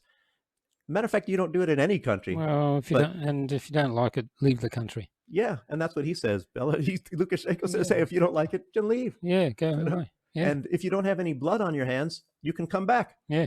You know, if you decided differently. Yeah. I mean, what else more do you want? What else do you want? Doesn't stop anybody. What do you want him to say? Do you want him to say, we're going to kill you if you come back, even if you didn't do anything? I don't know. Yeah. That's what they make everybody think. But yeah, they got an anarchist. Yeah, this guy who's posting. I thought it was a woman at first. Yeah, he's posting stuff on online about the Russian terror attack. Well, yeah, I think it was You know, they're doing this like in Vilnius and all that. One guy took like a bucket of shit of human excrement and put it at the memorial for, you know, the other, you know, maybe what was it, Lithuanians, or I'm not exactly sure. You know, to me they're all the same. It was Latvia. Yeah, they're all the same to me. All those Chihuahuas, just 3 dogs. But anyway, he put. I mean, who would do that? You know, I mean, I don't know. Does this? And how did he do it so fast? He said, "How? I mean, did he have diarrhea or something?" Go around the neighbors and collect it. Yeah, and then bring it, and he set it there. At least he didn't throw it on all the flowers or something. He just left it sitting there. And one of the Baltics was trying to stop him putting flowers as well down. Oh yeah, and one they said you can't put it on the Russian, so they made them do it like across the street. Across the street. And all this kind of stuff, and none of them, I believe, offered condolences. No. And these are all innocent people. This is not military. This is not governmental people. And it just lets you show what disdain they have for Russian people and Belarusian in general, you know. And what's going to happen if case there is a war? They're going to, you know, send their 30 troops each. So yeah, they're going to come over and they're going to massacre people just like they did in World War II. Yeah. They're going to massacre Belarusians and massacre Russians. You know, that's going to be a big honor, is to kill Russians, like Lindsey Graham said, of course. Jeez. And no, they're not Nazis.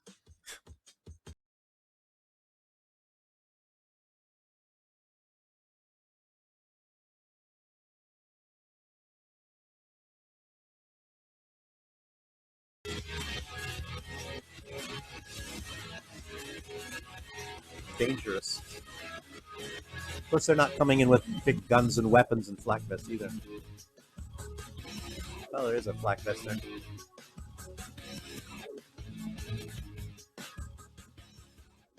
Я житель города Щучин. Сегодня был задержан сотрудниками милиции за то, что оставлял гневные комментарии Pulse Grodno, I guess that's his site. I don't know what it says. В отношении тоже их погибших. Данный комментарий оставлял так, как не поддерживаю специальную военную операцию России в отношении Украины. So they arrested him for doing this sort of stuff. Yeah, I guess he's just being obscenities against Russia and those that died and all that sort of stuff. Some of his tattoos. Yeah, look at anti-fascism. But you know what some people call anti-fascism is actually fascism. So this guy's probably a fascist. Yeah. I mean, not a fascist, and that's an economic system. He's actually a Nazi. A Nazi. Mm-hmm. Even though he's trying to say he's... There he is. Yeah, I was thinking it was a woman. Look at that. Gosh, these guys with long hair.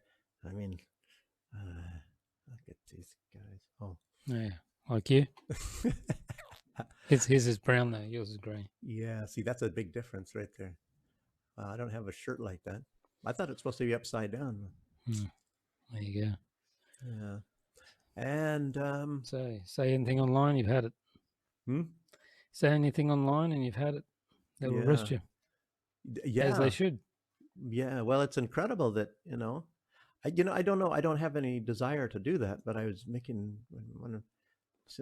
saying something. I don't know. Like, for example, we're talking negative here about Israel, but we're talking the truth of things that Israel has actually done and events and things like that. And it's not like we're making something up and calling them derogatory names or anything like that. We just say, we don't like the policies that you're doing and this sort of a thing. And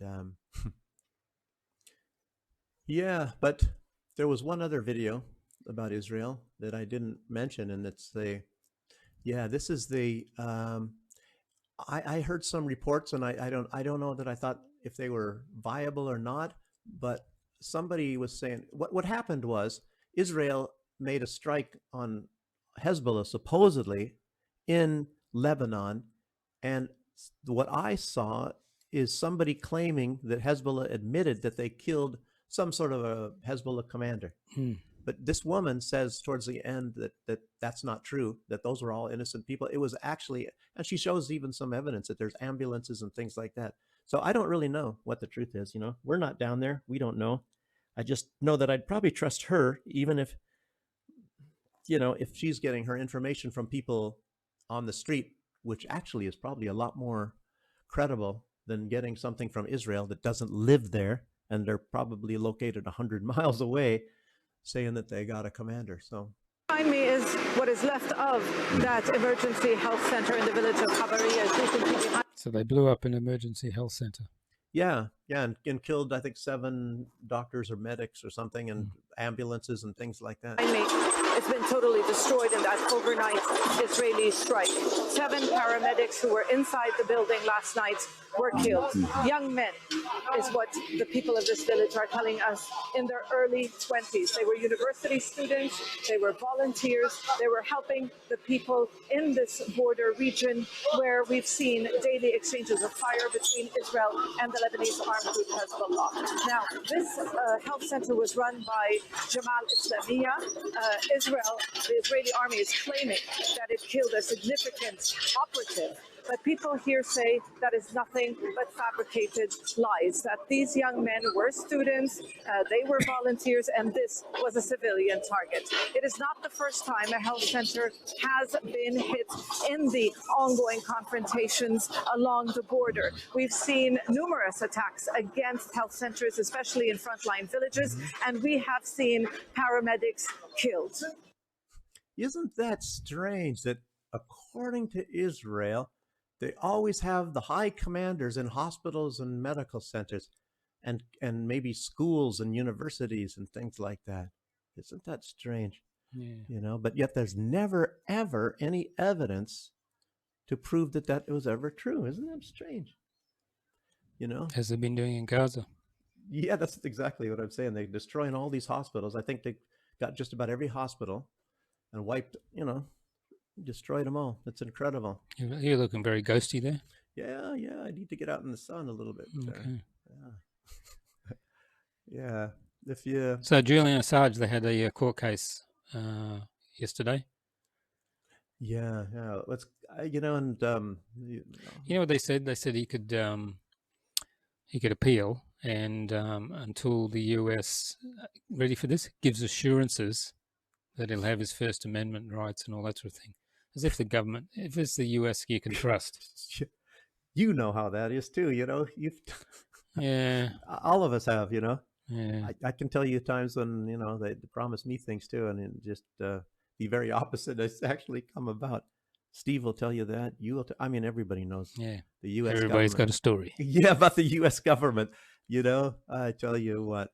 But yeah. But anyway, it's like he actually is kind of a victory, and it's not. You know, I mean, what I would be doing is, in the first line, I would not want to be extradited to the United States, and now they're saying that he has the right to appeal an extradition to the United States, which is a good thing. And of course, I think some of the lawyers and things are saying, oh, they're trying to keep him in this state of limbo forever because they know his health is deteriorating. Yeah, in a couple of weeks or something, it'll be his 5th year in Belmarsh. Yeah, and they say that they're trying to, you know, cause him, you know, to still die. locked up in prison with no charges. Yeah, no charges, and it's like, what the heck is going on? I mean, is he in a democratic country? Which one is he in? Well, yeah. Inform me. Which country is he in? Is it democratic? Yeah, I guess that's what they're saying. That's democracy in the West. You know, how many examples of democracy, you know, like the U.S. or the U.K. But you know, they're a vassal state. Actually, you know, you get at least a little bit of something in the UK, but they're a vassal state. Yeah, and the judges have got links to the security forces. It's kind of like Andrew Tate in Romania, huh? You know, but he's at least for the most part, I think he's able to run around, right? Isn't he? Or is he on house arrest? No, they let him out again. Yeah, because the UK want him now. But the UK wants Andrew Tate now. Yeah. That's why he got arrested a week ago, because the UK, someone made a complaint in the UK. Again with some sexual thing or something like bullshit, that. Yeah. It's always sex. They try and get you to some sexual thing. Especially, you know, when it's young men, it's always sex. Yeah. And older men. If you're going to cause problems, don't have a computer. They'll put fucking child porn on your computer, or do something. Man, I'll tell you what. Anyway. Yeah, so let's see what she has to say here. This is Julian's wife. A good idea to turn on the sound. Deteriorated physically. His mental health is under a constant strain, and it changes from day to day. Some days are extremely difficult. Some days he cannot sleep. So it's impossible to generalize. It is a constant struggle, and because he is indefinitely in a high security prison so far for 5 years. Julian's imprisonment is the evidence, alongside the impunity that we see, that the justice system is not working. In fact, the justice system is being instrumentalized. It's being used as a weapon against those who tell the truth. Julian's imprisonment serves a purpose. The purpose is to intimidate, to bully, to discourage journalists from telling the truth and to keeping the public ignorant, because an ignorant public is a public that can be manipulated. Manipulating the public is essential to further war. We have to be clear about who the criminals are. Just because they are using the justice system to imprison him, it doesn't mean that justice or the law, international law, is on their side. Julian is being persecuted and his life is at risk. Yeah, how true that is, I guess. Keep the public ignorant, because ignorant people are easier to manipulate. You know, that's exactly right out of 1984, George Orwell. So that's incredible. You know, so much that are written in 1984. As a matter of fact, I'll try to get some quotes and all that from maybe one of these next times here, because it's incredible. You'd think, oh, that's true today. Yeah. But, yeah, trying to manipulate people. What about Ukraine's Harry Potter? Ukraine's Harry Potter. Yeah. I haven't heard from him for a while. Yeah, there's a Ukrainian, Kubala, I think. Yeah, you know how the United States has been trying to woo India out of what they have as neutrality. India is neutral. They have a friendship with the United States, the West, and they also with Russia. But the United States is trying to get India into, ditching Russia completely economically and in all different ways, and to be suckered over into their sphere of influence. So here we have Harry Potter, who's got his magic wand, and he's trying to to sway India over to the masters Ukraine and of India the universe. are two big democracies. I'm certain we are set to be good partners and friends. I'm certain. Mohandas Karamchand Gandhi, the great Mahatma, was one of the most prominent figures of the 20th century. His ideal and final goal were freedom and independence. And this is exactly what Ukrainians are fighting for today: freedom and independence. When Mahatma began his struggle, there were very few optimists who believed in him. But he persisted and achieved his high goals. His life remains an inspiration for the whole world. When Ukraine faced Russia's full-scale invasion 2 years ago, very few people believed we would survive. But we persisted, and we will succeed in defending our freedom and independence. According to Gandhi, the future depends on what we do in the present. Hence, supporting Ukraine today means supporting freedom and independence, supporting the legacy of the great Mahatma. I believe we can lay a solid foundation for the future of our mutually beneficial relations. Dear Indian friends, I look forward to seeing you this week in New Delhi. They're going there to get some money. Wow. I mean, and not just that, he's actually probably sent there by the United States, and it's in there. He probably is going to, otherwise, then he might get some sort of a reward. But obviously India's not stupid. They're a hell of a lot smarter. I mean, don't say that. Christians around here. They're a lot smarter than the West gives them credit for.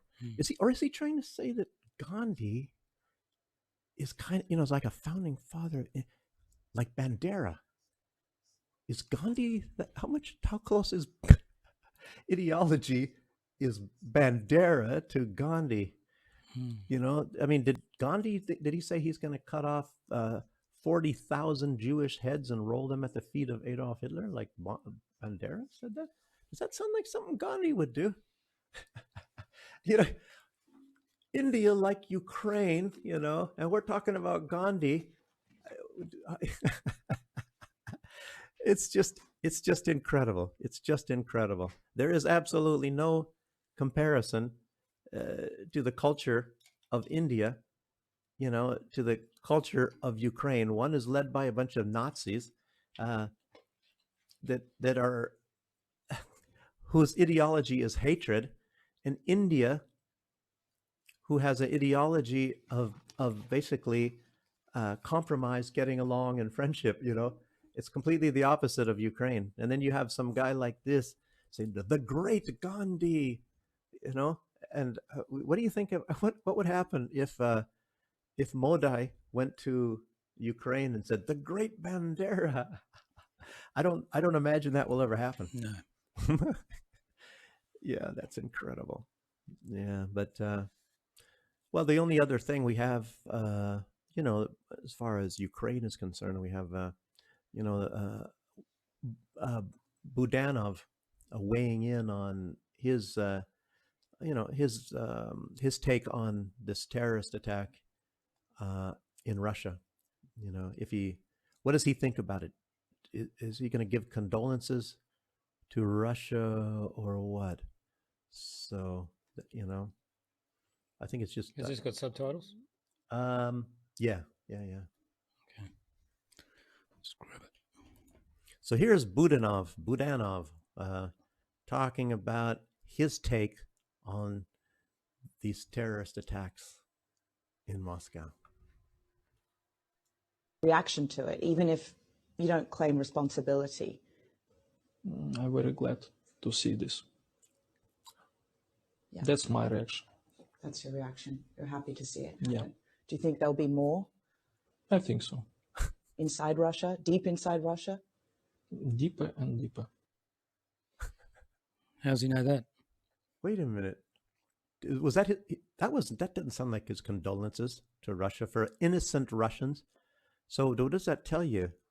That sounds like somebody who would indiscriminately bomb innocent civilians, you know, like Ukraine was doing for 8 years when they killed 14,000 of them.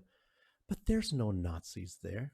They don't want Lebensraum, like Adolf Hitler was saying, which is exactly essentially what they're actually wanting to do. So, but no. Yeah, but anyway, that kind of ends up everything about Ukraine. Well, you know, there's a few other things that happen in the world, and you know, the Francis Scott Key Bridge, and he's the guy that wrote the "Oh Say Can You See," the Star Spangled Banner. You know, I mean, the bridge was named after him. And I thought you said the bridge here wrote this Star Spangled Banner. This is not the Crimean Bridge, you know, even though Ukraine seems to have a bit of involvement in this one too, as you see. Yeah, the captain's Ukrainian. Yeah, it sounds like, it looks like how I mean, makes you wonder, you know, maybe they're paying the United States back for destroying Ukraine, you know, and they can't seem to get Russia's bridge, the Kerch Bridge. Hey, I'll tell you something about that bridge too. Remind me. Wow, look at this. Joe Biden said he went across this bridge many times, but I guess there's no record of him ever being there. No, that he said he went across by train. Did he say that? Oh, by train. Yeah. I was thinking, did he say? Because everybody is saying there's no train tracks. There's no train tracks on there. But there's cars on there when that happened. Yeah, and they don't even tell how much they project died in that, in this, you know, there's a drone footage. Ship running into a pilot. I think they said it was some sort of a cyber attack and he lost controls. Of course, Russia did it. I think Putin did it personally. Putin was there. He flew in on a helicopter, invisible helicopter, and then he flew out afterwards, I believe. Grabbed the controls. Yeah. I think that's what happened. Steered the ship. Yeah, I think that's what happened. He must, because he's, you know, he took his shirt off. He left his horse somewhere. Yeah. But he took his shirt off and he came and he put those guys, and then he steered that ship You know, I shouldn't be making jokes But because apparently people died in it. this ship ran into something else in another city as well. Really? Yeah, can't remember which city. I wonder what his favorite drink is, the captain of that. Well, normally these ships have got harbour pilots that steer them in and out of the harbour. Yeah, you're right. Yeah, So no, I don't know why a lot of places like that. Huh. Yeah. Yeah, but yeah, I know that you had there's still a lot of these farmer protests going on. You know, everything is overshadowed by this attack in Moscow. But there's a, you know, here's one, the battle. Is this in Brussels? Oh, gosh, where was that? Oh, yeah, this is Brussels. This is manure versus water. We had dinner in Vilnius in a restaurant called Brussels Mussels. Oh, the mussels of Brussels, Van Damme. Yes.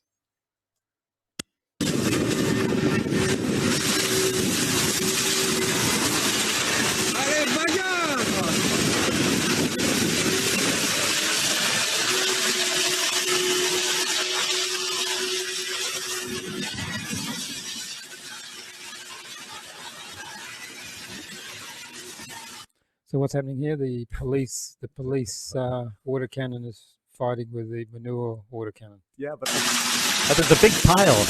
A truck left a big pile there.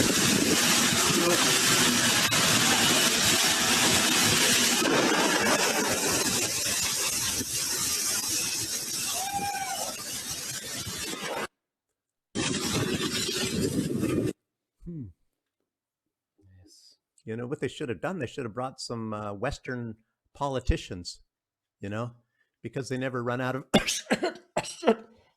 and they would win that battle. Yes. And yesterday, was it? In London? They had farmers' protest as well. Everybody's loving manure. Is this one manure? No. No manure? This is at Parliament House. And there's already enough manure there, right? Yeah, in Westminster Palace. Let's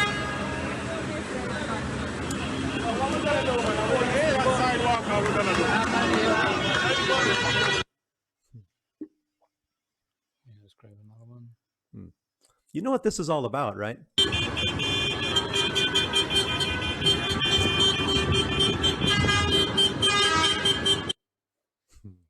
You know, they started messing with the Dutch, you know, and putting all these restrictions on them with their fertilizers and all that sort of stuff. And then, you know, they were doing it with other places, and then they give all these special privileges and tax breaks and everything for the Ukrainians. And actually, it's like they're trying to put farmers in general out of business, except if you're from Ukraine.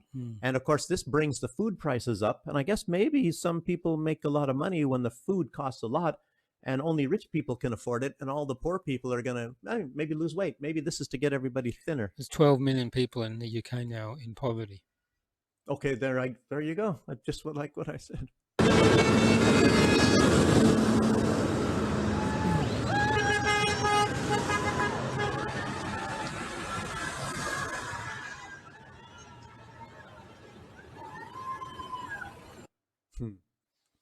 Wonder how it is in Belarus and Russia, where it's really good to go farming. Yes. What about buying some land, like 5 acres? I think you kind of know about, you know, the price of what that costs, and yeah, you know, you can buy land fairly cheap here and then start farming. Yeah, like even Buba, you know, we could actually ask him, you know, finding some things and showing, you know, he's normally, it looks like he's going to go in for high value properties, and we should start a village. Yeah, you know, Western village. I heard there was some woman from the other side village. Yeah, from the other side. The village on the other side. From the other side. Village from the other side. Yeah, the grass is greener where we're at. From the other side. There you go.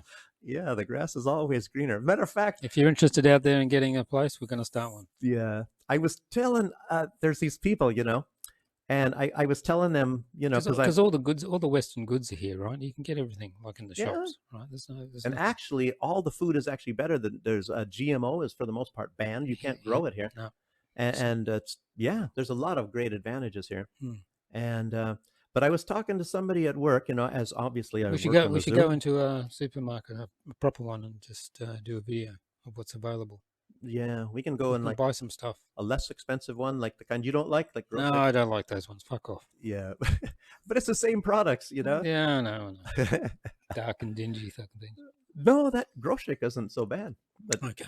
Anyway, but I was talking to some people at work, you know, and as I was a farmer in my past life before I came here. Now he's a zoologist. Yes, because I work in the zoo, and but I, you know, we have kind of where we sit when we take breaks. There's a bunch of quail, you know, making sometimes they really get really loud and all that, and you know they got to go to the bathroom just as much as we do, actually a lot more. So we have these trays underneath, and I took some of it because I said I'm going to, you know, use this and compost it a little bit, and you know I can go into a lot of.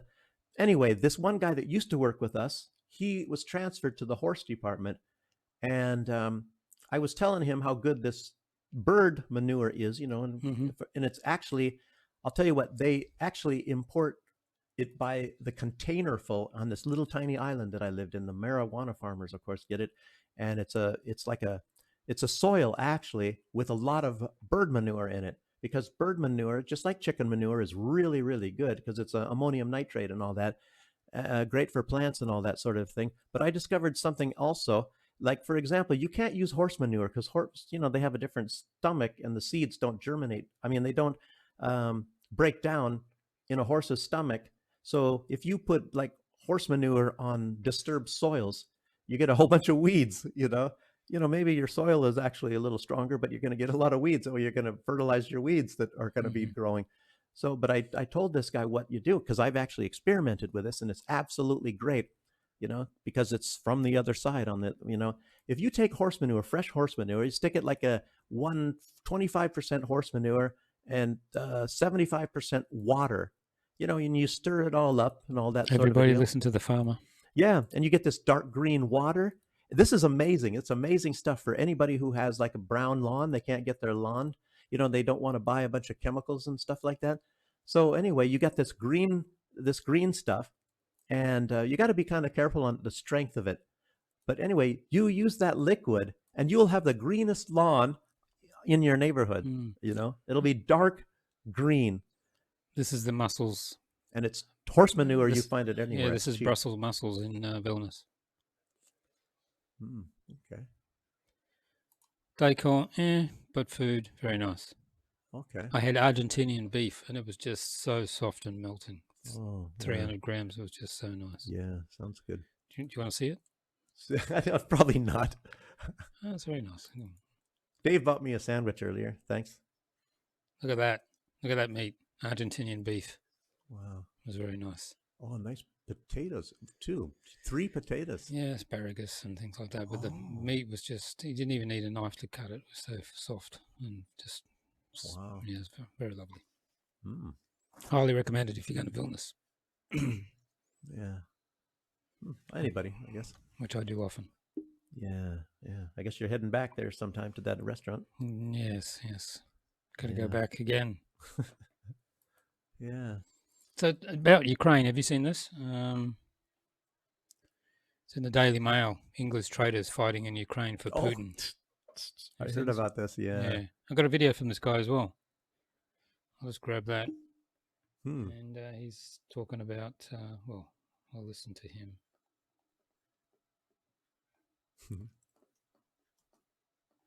I want to see some naked videos. I don't know. I haven't had any of those for a while. I've got some videos at the end. We'll listen. Or somebody pooping in a garbage Good can. morning, Daily Mail readers. If you have just bought that rag, can you tell your journalist to do some real journalism, please? I wasn't unemployed. I was a self-employed antiques and jewellery dealer. Also, can they use some fresh photographs, not photographs from 2015 when I just got out of hospital? Yeah, it's just a rag, really, isn't it? If you believe anything in the Daily Mail, it's not journalism.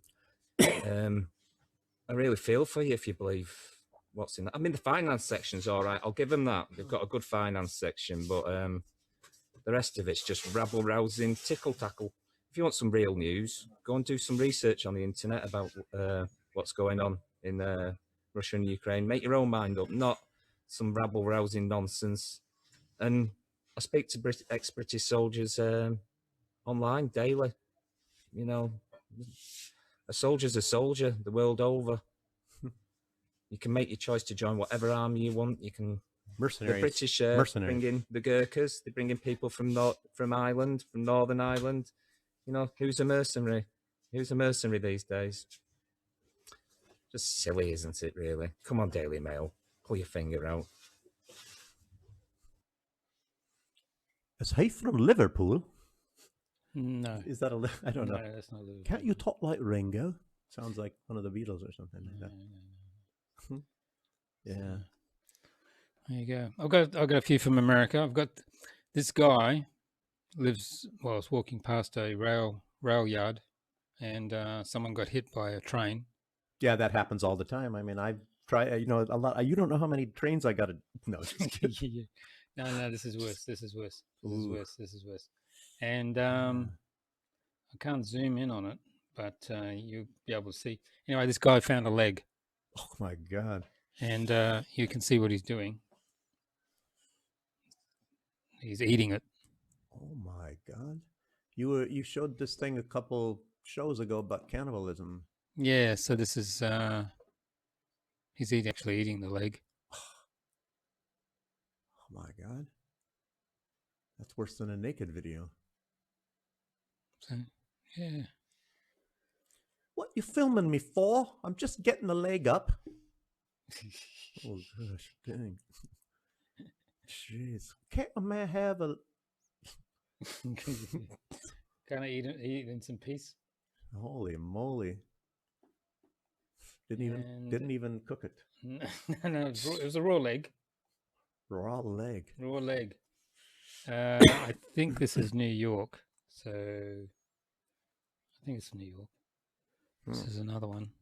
Gosh, it's like rats, you know? Rats, they kill, you know, when they're hungry, they'll kill each other. And rats will eat babies. I mean, I'm not saying the mother will. You know, actually, you know, you find out rats are actually good mothers, but they'll eat each other, you know, when they're hungry. But, jeez. This guy is trying to get away from the police.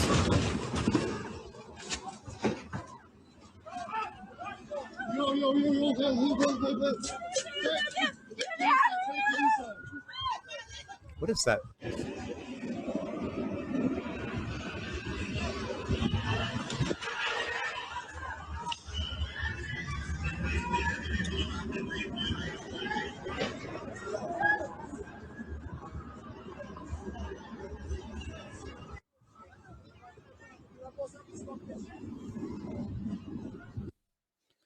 I didn't even know what we were looking at. He's driving away, right? He's trying to get away from the police, yeah.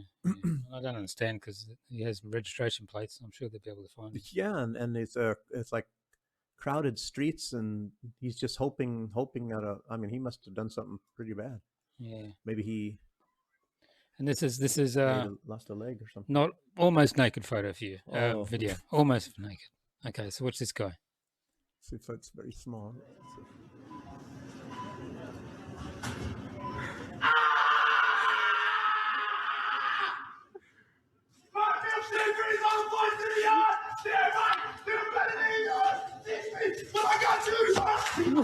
Oh boy!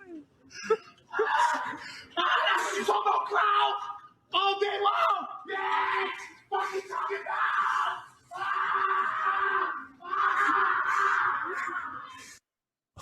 about. It's America.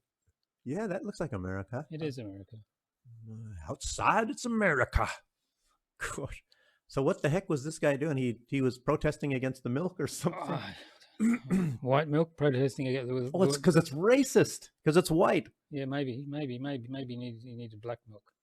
Yeah, gosh, that's America. That's outside. It's America. And this is Portland. Oh, they're now building structures. The homeless, little houses. What happens if you're 6 feet, over 6 feet? I guess you have to like kitty corner. There's a bigger place. That's a family dwelling there. Jeez, look at that. Yeah, yeah. Oh, and they got a poop box in the corner there, so you don't have to use a garbage can. Yeah, they're getting bigger. Structures are getting permanent there. Wow, these are for homeless people. Yeah. This is homeless people building them. Wow, this is like a new sort of a deal. It like makes you wonder what's going to happen when America actually one day maybe wakes up, and then they're going to have the city that built these homes there. It's makes you wonder if they're going to give these guys some kind of a special permission, like that's their home, that's their place, that's they like own their property or something. Probably. True. Now listen to what she says.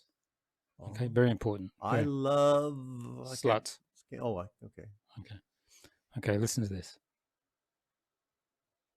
Secret, you never told your parents. And if I find it crazy, I'll give you $500 cash right now. How many followers do you have? Well, I'm just starting off right now.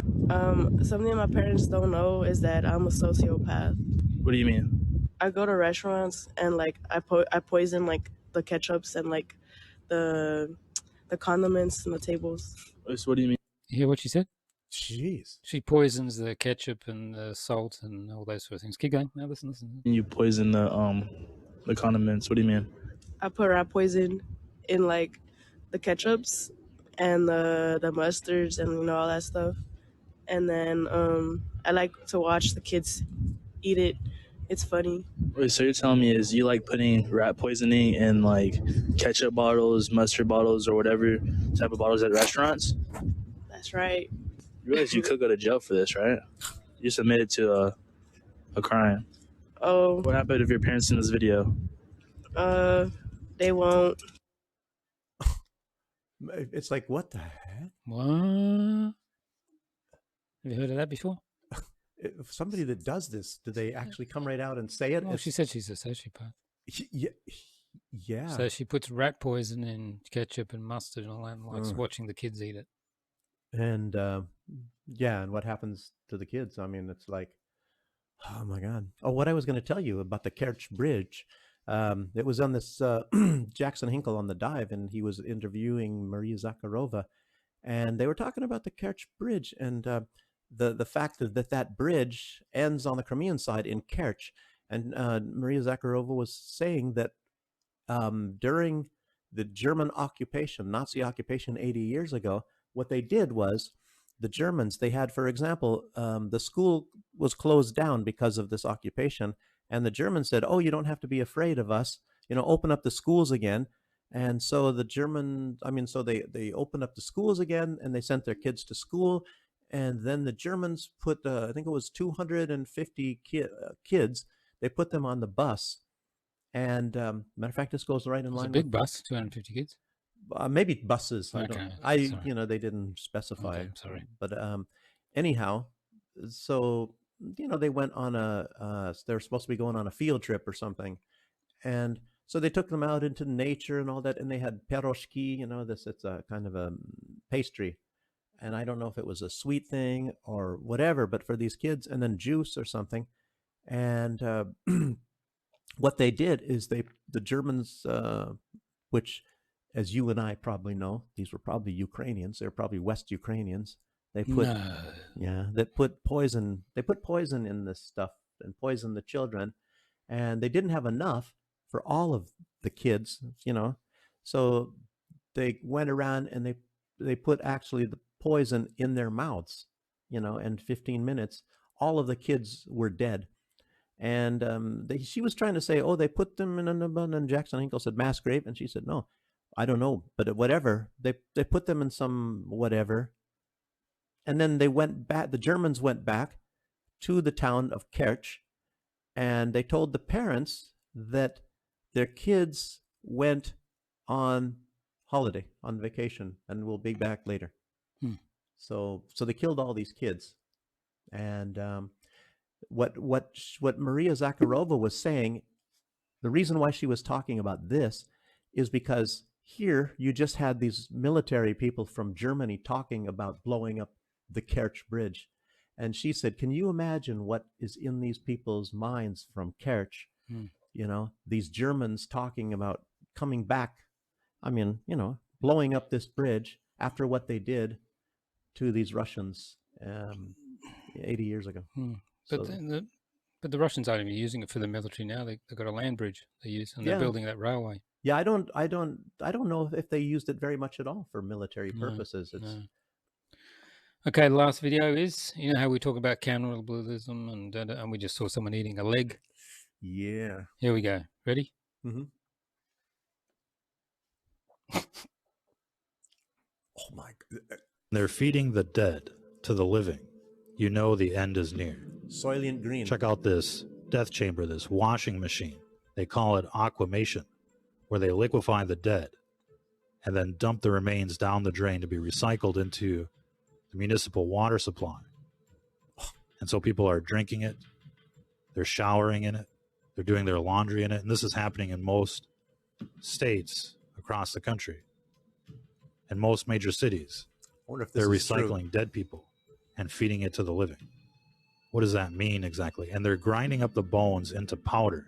They call this calcium phosphate, which is going to be used for food processing, undoubtedly. Maybe in your vitamins. And so what are the implications when people start eating dead people, like cannibalism? Is there going to be kuru running around out there? Mad cow disease? What about in a spiritual sense? 1984. No, Soylent Green. What is that like when you're eating and drinking dead people? Of course, they're spraying this on the food supply. Irrigation. They're using dead people as compost, and people are drinking it. So what does that mean? What does that feel like? Ladies and gentlemen, obviously this is another satanic ritual that's being performed before our very eyes. And essentially people are being raped by this death juice as they're forced to drink it. Talk about drinking the Kool-Aid. Now they're drinking dead people in the major cities. That's why they're all crazy in these big cities. They're drinking dead people, and they don't even know it, for the most part. And they keep finding human DNA in the food supply. What do you think that's all about? It's probably not just aquamation, but they're probably grinding babies and who knows what else in these meat processing plants so that people will eat human flesh. I don't know. Who that doctor looks familiar. Do you know who that was? No. There you go. I wonder how much truth is in that. That sounds like it's pretty far-fetched, but... Well, there's the machine, I suppose. But it's... I just thought I'd give you another count. There's two cannibal things tonight. Yeah, that's like Soylent Green. I was saying it's not 1984. No. It's Soylent Green with... then there's a movie, Charlton Heston, where Soylent Green is actually dead people. And, you know, people are lining up to get it. They don't know until somebody finds out that that's actually, you know, because of overpopulation or something like that. Yes. And I lied, actually. We've got a couple more. Remember, I was going to say this guy. I actually got to change the screen. Burrell. You had that video. Yeah. I forgot. I should have done it earlier. Sorry, people. Yeah, that's... Okay. These guys are all crazy. Listen to what he says about Ukrainians. And not afford Russia win this war. Otherwise, the US and European interests will be very damaged. It's not a matter of generosity alone. It's not a matter of supporting Ukraine because we love Ukrainian people. We don't. It is in our own interest. It is also in. So he said. See what he said? Yeah. It's not we're doing it for Ukraine. It's in our own interest. The interest of the US as a global player. The US, the one US who has to be perceived as a reliable partner, as the a big security boss. Provider to the allies. So what he's saying is, we have to defeat Russia because we have to maintain that the USA is the big global hegemon as in charge of the world, the masters of the universe. You know, that's what it is. That's exactly what he's saying. We have to be the willing slaves of the United States to make sure that they are the big power, you know, and not a multipolar world with so many different states like India, Russia, South Africa, and African nations and everybody else We have to have only the USA controlling everything and telling everybody what to do. You remember Graham Phillips? Okay, yeah, I saw He that. sent a letter to the UK asking if he could raise some money, to live, buy food and all that. And then if there was extra money, he would give it to charity. And they said, no. They flipped him the middle finger. Yeah. Isn't that incredible? Yeah, you can starve, motherfucker. That's what they said. Yeah. That's what they said. That's incredible. Yeah. That's incredible. That's a democratic country again we were talking about. Yeah. I mean, I read that and I was thinking, is this true? Graham Phillips, they're doing everything possible. It makes you wonder. It's because he was reporting the truth from the Donbass that the Western media made sure that nobody would ever find out. Isn't that incredible? They can sit there and bomb and kill 14,000 people. See, it is like this was planned from the very beginning. Make sure we don't tell that our side is killing all these people. Yeah. Belarusian special forces. Yes. We'll end the night with this little video, Belarusians. Mm-hmm. Promotion video.